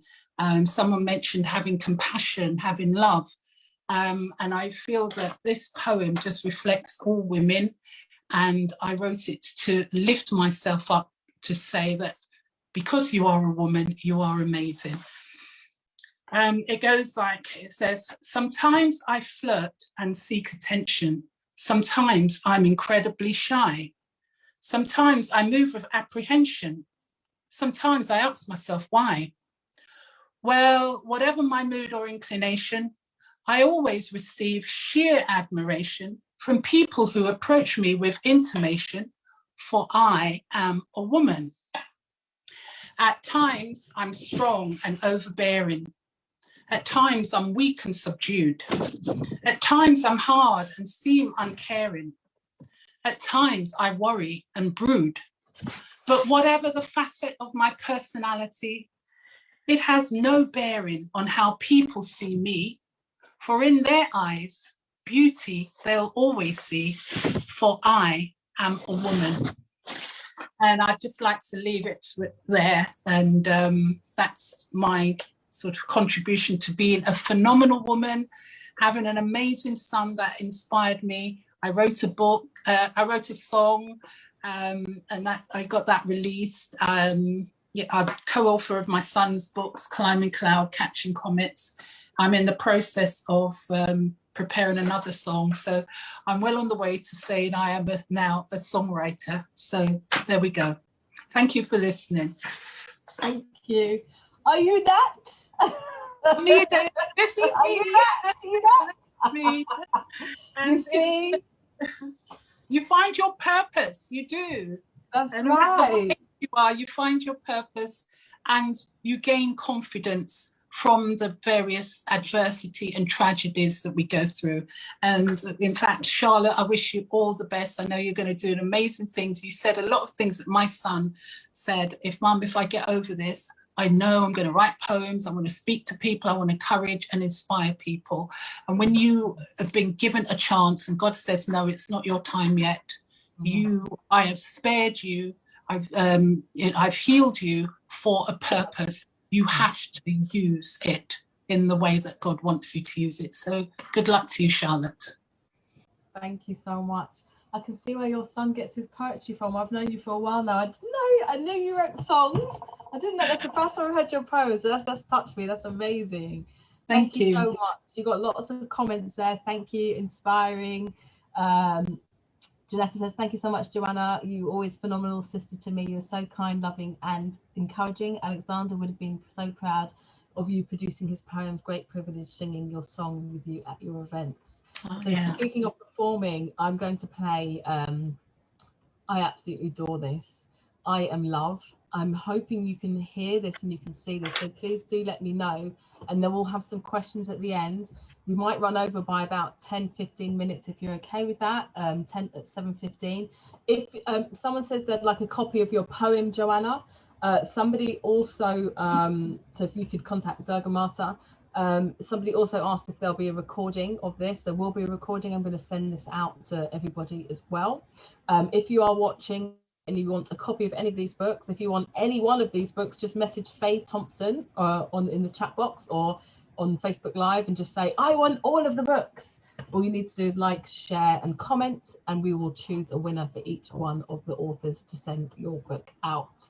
So I'm going to play I Am Love. Bear with me, this is new. I was writing poetry before the womb. I was talking to God before he created the stars and the moon. I was climbing clouds, catching comets callously as my calluses could not burn as I clasped into the corners of the sun. I was a father to sons who were never mine. I was a teacher before the Moors brought culture to Europe. I was alive before time was recognized as time. I was talking to the spirits of your forefathers, ancestors, as we plotted plans that would prevent our enslavement. I was a mystery before the people of Africa lost their history. I was there, but unfortunately, the bullets missed me. I could have saved the innocent victims of police brutality. Now misery is all that I see. I was the ancient remedy that will reverse the effects of dysentery or any disease. I was not known, yet I was not vague. I was creation. I was the amalgamation, the culmination of the nation. I was before you treated your women like common whores and sex was treated like a game for men to keep a tally to see the score. Before territory saw pterodactyls terrorize beautiful skies, I was fruit before it got revolutionized. I was the language that bound the world together before it became globalized. I was truth, set free and liberated. I was never civilized. I was civilization. I was emancipation. I was freedom. I was the fondest memories, collections of stories that soothed your soul as you lost control. As euphoria would overcome you. I was dance, I was song, I was music. I was the message of the land that gave meaning to Cupid. I was lucid. I was the laughter, the school children, carefree and naive. Before they realized they could never afford to pay university tuition fees. I was the weakness you feel when you get lost into her eyes and bend down on one knee, for your happiness is now embodied. Your mother's cries when she realized that she was no longer living for herself. I was selfless, there for you when you felt helpless. I was the reason you smiled. I flowed freely like the river now. I was...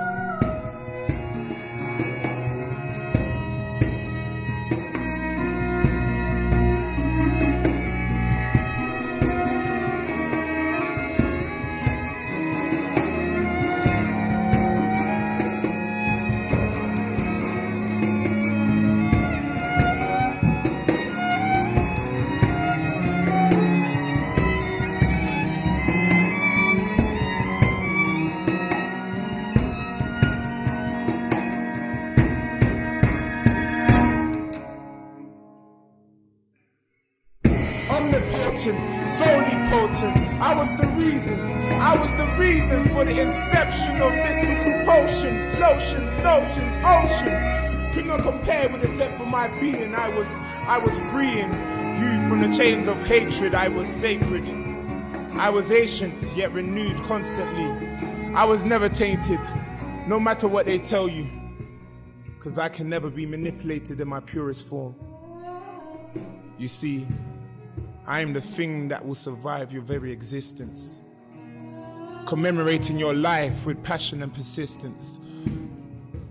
I am the thing that makes you feel and the thing that makes you fall. I am the thing that conquers all. I was relevant. I am love.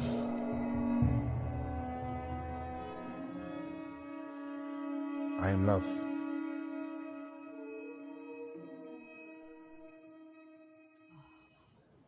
I had to show that. Amazing talent, absolutely amazing talent, and he lives on through your book and through his work and through his words. So thank you, Joanna. Thank you, Danni. Okay, so we've moved on to lots of messages here. Deep, thought-provoking, incredible. He lives on for real. Wow, incredible, absolutely amazing talent. So I'm going to go to Faye Thompson, who's been very quiet in the room next door. She's been putting all the book links up. Thank you so much, Faye. I'm going to throw this out to you because I like to throw people in the deep end. That's just me. Can you give us 3 things that you think make a phenomenal woman? I think that a phenomenal woman is motivating and inspiring and nurturing. That's what I feel. Thank you. Amazing. And I want to just say how amazing Faye is. She's been helping me out from day one, from 2017 or 2018, I think we met. And every single event that I've done, she's come and helped voluntarily. All our book launches, all our online book launches. She's been there helping me put them together, selling the books, just been amazing. Such an amazing force of nature. Karen Holder as well. Joanna's helped out at a lot of events. Faye's put all the book links in, and I've just got, to me, you are a phenomenal woman because you are about supporting women, you're kind, and I really respect you. And I just want to make that known publicly and say thank you. I'll give you a hug in a minute. Thanks, This is my Danni. support bubble, people. I live on my own. Anyway, in case anyone's taking note. So I just want to, before we do any, why are you laughing, Charlotte? I'm just going to say what I think, 3 things that I think make a phenomenal woman, and then we'll throw the questions out. I know some people put some questions in before. Please do throw them up again because I might have missed them. 3 things I think make it a phenomenal woman are: number 1, authenticity. Authenticity is not just about embracing the light or embracing all the great parts of yourself. You know, I'm amazing, I'm fantastic, I'm a great speaker, I'm, kind, I'm all these great things. It's about embracing the not so good things. Sometimes I can be impatient. Sometimes I can be obsessive about things being completed. I've got a bit of OCD. Sometimes I can be a perfectionist. Sometimes I can worry about things too much or I just don't get any sleep. So it's embracing all of those facets of ourselves, the good. I'm not into labels, but it's like the good, the bad, the ugly, all of those parts of ourselves, and standing in our truth, knowing thyself, not being afraid of that. Because when there's no enemy within, there's no enemy without.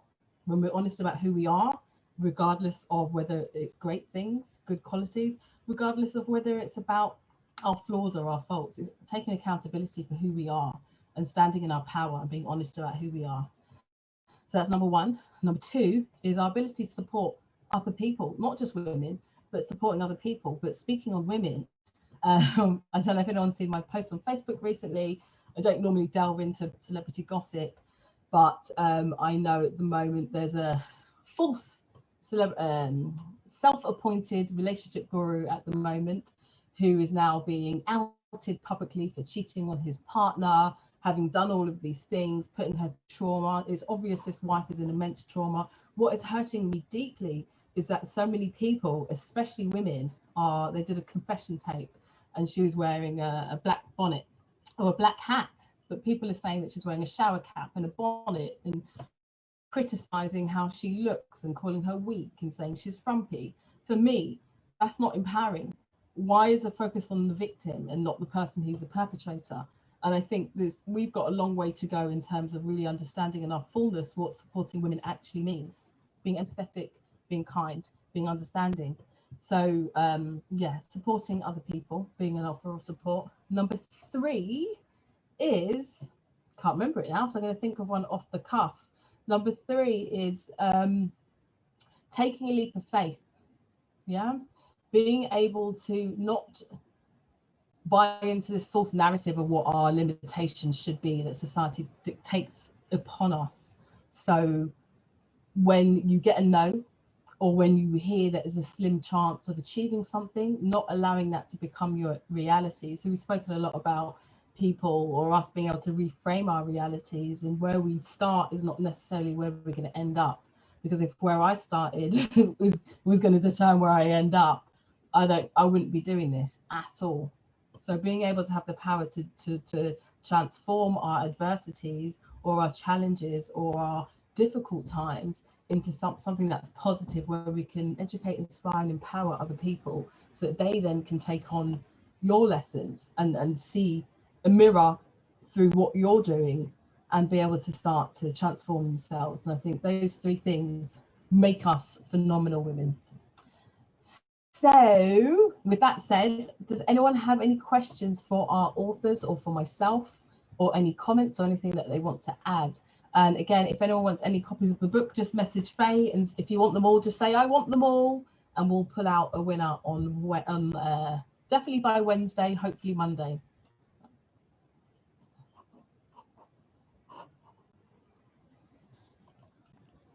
Danni, I'd just like to, yeah, can I say, Danni, can you hear me?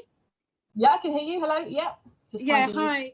Just following on from what you were talking about, the coach and his wife, and I don't really know him and I don't know the background, but I did see her on Facebook trying to justify and say, look, I'm plain, I don't wear makeup, this is me, I feel comfortable in myself. And so I'm sort of familiar a little bit with the story that you said, but I was just thinking, like today, I've been rushing around all day, and I said, okay, I've got to get back home in time so that I can beautify myself, put my makeup on and fix my hair or do whatever. And I didn't have that time. But I think also the confidence in yourself, because years ago, I would have made some excuse. Danni, I'm sorry, but something's come up and, you know, I can't do it because I don't feel confident. I don't look good. But, you know, being comfortable in your skin, and part of being a phenomenal woman is there are times when we will put our makeup on and we'll look amazing. Everyone thinks, oh, you look fantastic, Jo. But then there's other times like I put a hat on because I'm having my hair locked. It's halfway done. I didn't have time to, you know, but I still said, people are here to listen to what I'm saying and not really to judge you. Yes, it would have been a bonus if I had time. I would have made an effort. But I think that is about knowing yourself and being comfortable with yourself. Whatever circumstance you find yourself in, phenomenal women, amazing women will just go out and do it and get on with it. And if other people want to criticize how you look and not take on board what you're saying, that's their problem. But we have to just get on and be ourselves. 100%. 100%. Some of my best lives have been in the right group, as you know, where I had no makeup, I felt mashed up. I was under the duvet, but I committed to doing a live. And I said, listen, guys, this is me. Because sometimes your message is more important than how you look. Well, your message is always more important than how you look. Looking great is good, but you know, your message is what is your purpose and what people are going to connect to. So whether wearing a bonnet, a shower cap, makeup, no makeup, doesn't matter. Thank you. Anyone else?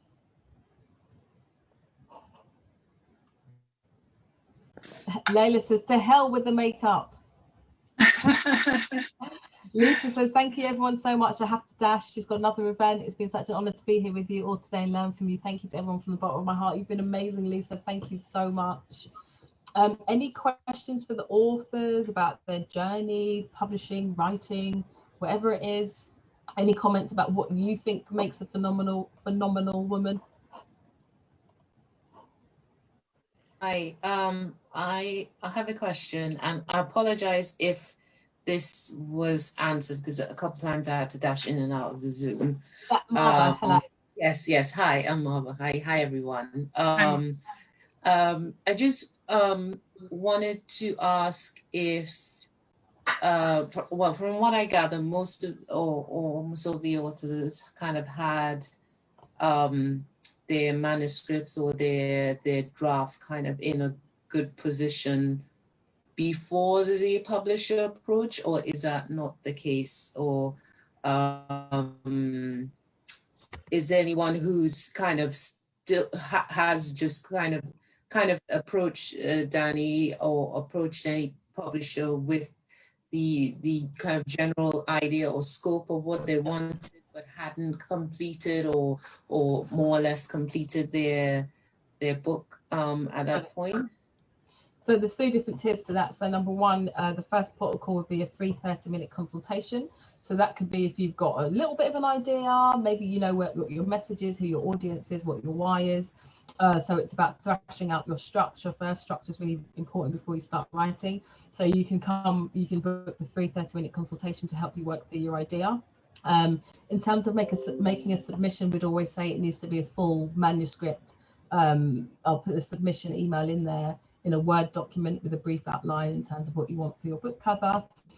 Sometimes we're always really honest as well. I think honesty is important. So sometimes people come and it's not ready, it's not structured. They've kind of cathartically got everything out. And so I might recommend them to a book coach, book writing coach, or I might recommend them to get a manuscript. We do manuscript reports that will break down language, structure, how can it be refined. So we'll give a bit of some feedback in regards to the manuscript. But in terms of publishing, yeah, it needs to be a first draft. The book will never ever be finished, just put it that way. There's always things that can be changed, but when you're making an initial submission, a first draft is great. Okay, thanks. Any other questions? So Dagmata's got questions. She says, oh, let me go to oh wow, Tracy, because you asked this earlier. Now that you've written your book and it's out there, this is to any one of the authors. If you could go back, is there anything that you would change?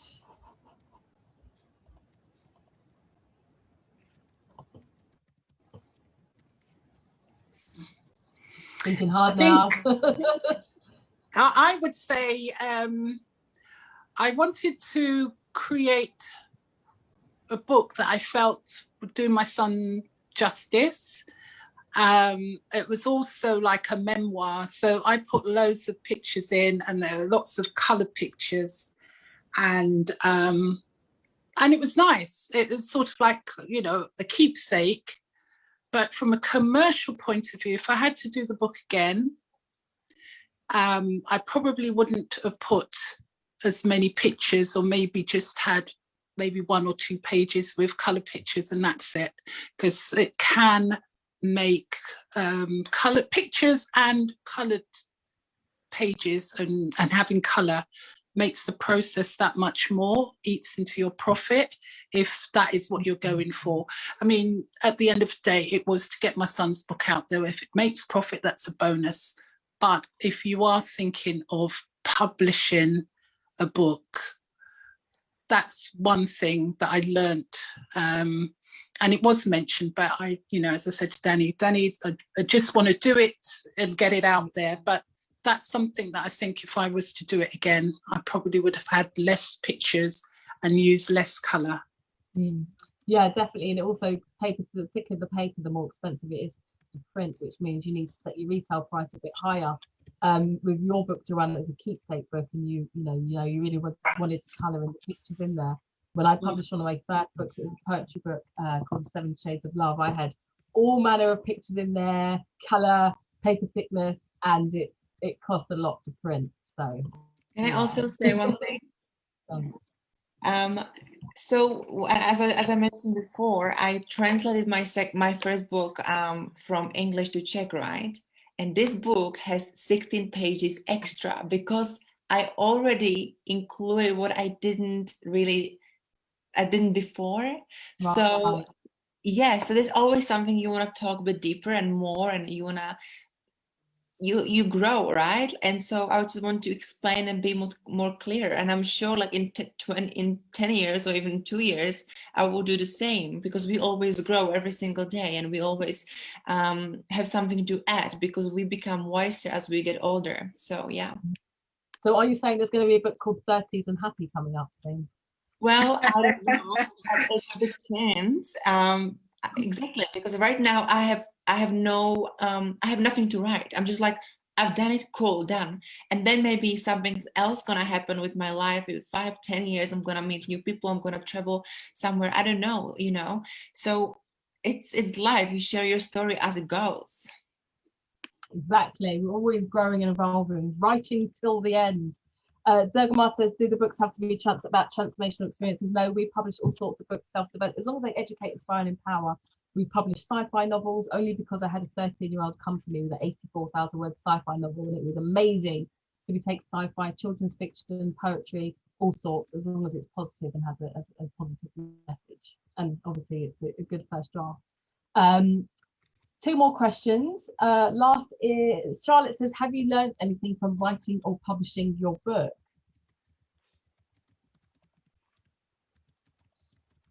Okay, I'll answer that one. Well, I learned, sorry, I'm here. Just say your name. It's Phyllis. I just hear the voice of that. I know that voice. Oh, there you go. Hello. I think, yes, for me, I think going with the right publisher is really important. And I mean, I've got 2 books so far, so I'm able to compare my experience with the first publisher, my experience with the second publisher, and actually, you know, they're incomparable. I think it's important that you go with the right publisher, especially depending on the type of book that you're writing. So something like my book, the first one was about nothing personal. The first book is called Predator or Prince: How to Find the Man of Your Dreams, Not Your Nightmares. And that book shows women how to spot red flags in men who may be emotionally or mentally, sexually or financially abusive. But it talks very much of the girl child and what her experience is of what she has witnessed in terms of relationships, what she's learned, the templates that are formed from her experience, and how she shows up in relationships moving forward. Again, in that book, I have the stories of, I think, 4 other women that share their experience. There's a bit of a theme with the books that I write. That was not a personal book of my experience. So I could afford to be mechanical in a way to have somebody publish that book. Now, if I had gone to the former publishers with Not This Widow, I would have been sorely disappointed, because that book was very sensitive. It was extremely difficult to write because of the time I chose to write it. You're talking, 6 months after I was bereaved. And therefore there was a level of support that I needed, which I definitely wouldn't have got with the other publishers. So I think that's important. And I think the other thing that I would say is important is knowing the reason why you're writing the book, and not putting pressure on yourself. So there are 2 types of writers. There's writers who have a story and writers who are educators. So therefore there's a lot more books in you as an educator. So I guess once you've told your story, yes, the story evolves. But like, for example, Not This Widow is not this. I can, whoops, sorry, I got a phone call there. I did put my, popular. The person rang me more than 3 times. I'm busy. So yes, it just depends on, what was I saying? About sensitivity, the book. Yeah, so yeah, how many books you have within you. So yes, so I've written Not This Widow. I'm not going to have another experience about this. I may have things to add, and I think that's where, again, as an author, what you might be able to do is expand on that as a speaker. So you add the added value through your speaking engagements, what may not necessarily be in the book, but is the foundation of the book. So that's kind of what I on that one. Perfect. Thank you. Thank you. All right. Thank you. Thank you very much. And last last question. It's really powerful, Dennis. I think that's really important. Know why you're writing the book and make sure you got the right support. Definitely. Somebody's saying, is there like a last message from some of the authors to finish off? Maybe some words of wisdom. This is Charlotte, by the way, Danny. See you searching. Charlotte just finding it, yes, because I'm finding it yet. But yeah. I think the last thing I say, something that a lot of people say, is that happiness is a journey and not a destination. And just about, the ups and downs of life is kind of the building blocks of what makes us who we are. That's it. Mic drop. Mic drop, yeah. Ow. We're done. We're done, chat. Thanks, Charlotte. Anyone else? Yeah, I'll just say, I think yeah, Eileen here. Yeah, I was just kind of thinking, just in terms of the journey that it is, I think everyone deserves to write their own book. And they say the most important book you'll ever read is the book you write yourself. So even if it's only for yourself, it's a really, really valuable exercise. And if it encourages or inspires or empowers another person, that's like a huge bonus. That might be the intention, but either way, I think it's kind of a gift that you give yourself, that you can actually, and especially with somebody who's kind of able to listen it out of you. You can write something, but for somebody to be able to listen it in a way that you can then make sense of it. I think sometimes when it's just in our head, it doesn't make a lot of sense. But if you can get it out on paper and look at it, and then even have somebody else kind of, just in the process. So thank you, Danny. It's been a wonderful process, and I really enjoyed the journey, and I'm still in it. I'm not quite there yet, but nearly. Thank you. I'll just end because I know we've run over time. Thank you to everyone who stayed with us. Really appreciate it. I hope this has been of value and worth for you. My words really would be, what are my words? I think it's really important what I have learned and what I am learning and what I am exercising and what I am experiencing is to find the lesson in every single seeming challenge or tragedy. There's always beauty to be found there. Life is about duality. So lockdown for me has been amazing in the sense that I've got to know myself more. I've got to look after myself more. I've learned many, many lessons through this time. I've written my own book during that time.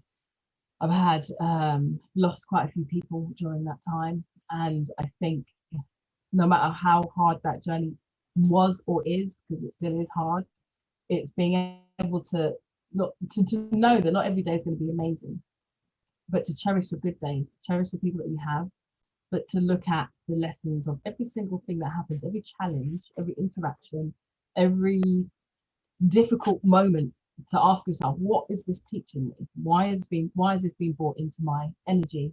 What have I got to learn from this? And what can I really, really appreciate and be grateful for? So that's what I'll say, what I've learned. I mean, I guess it's not what I've learned through publishing my book or writing my book, but it's, I think, one of the biggest lessons in my life journey, which has been an up and down one, is to really know that life is about the ups and downs, and it's about enjoying and embracing the ups, really relishing them, and knowing that everything's transient. And when you're going through difficult times, that at some point those times can be used to help somebody else. And if you can use those times, get yourself to a stage where you can use those times to help somebody else, that is powerful, and there's real purpose in that. And that's what I feel my calling is. So I just want to say thank you to everyone, and I want to say thank you to every single woman who has joined today and who has shared their story and been brave enough to not only share their story but to publish their book, to educate, inspire and empower other people. And I hope it inspires other people to share their journeys. It doesn't have to be through a book. It might be through setting up a business. It might be through doing an online course. It might be through talking to somebody else or opening up to someone else or reaching out and sharing your journey. Because often we feel trapped, like I said at the beginning. Maya Angelou says there's no greater agony than, what is it again? Oh my gosh. There's no greater agony than bearing an untold story. And I've grown up like that. I've been brought up to be strong and to deal with everything in-house and to not share your story and don't air your dirty laundry and not necessarily don't speak up, but don't chat your business, you know? But actually chatting my business and being vulnerable with the right people has really, really helped with my transformation. And I hope it does for you as well. So if you do want to publish a book, I'll put my links in the Zoom. You can book a free 30-minute consultation with me. You can follow me at Conscious Dreams Publishing on Instagram, Facebook, and our website, www.Conscious Dreams Publishing. Thank you everybody so much for coming in. You are amazing, you are treasured, and you are all phenomenal. Thank you.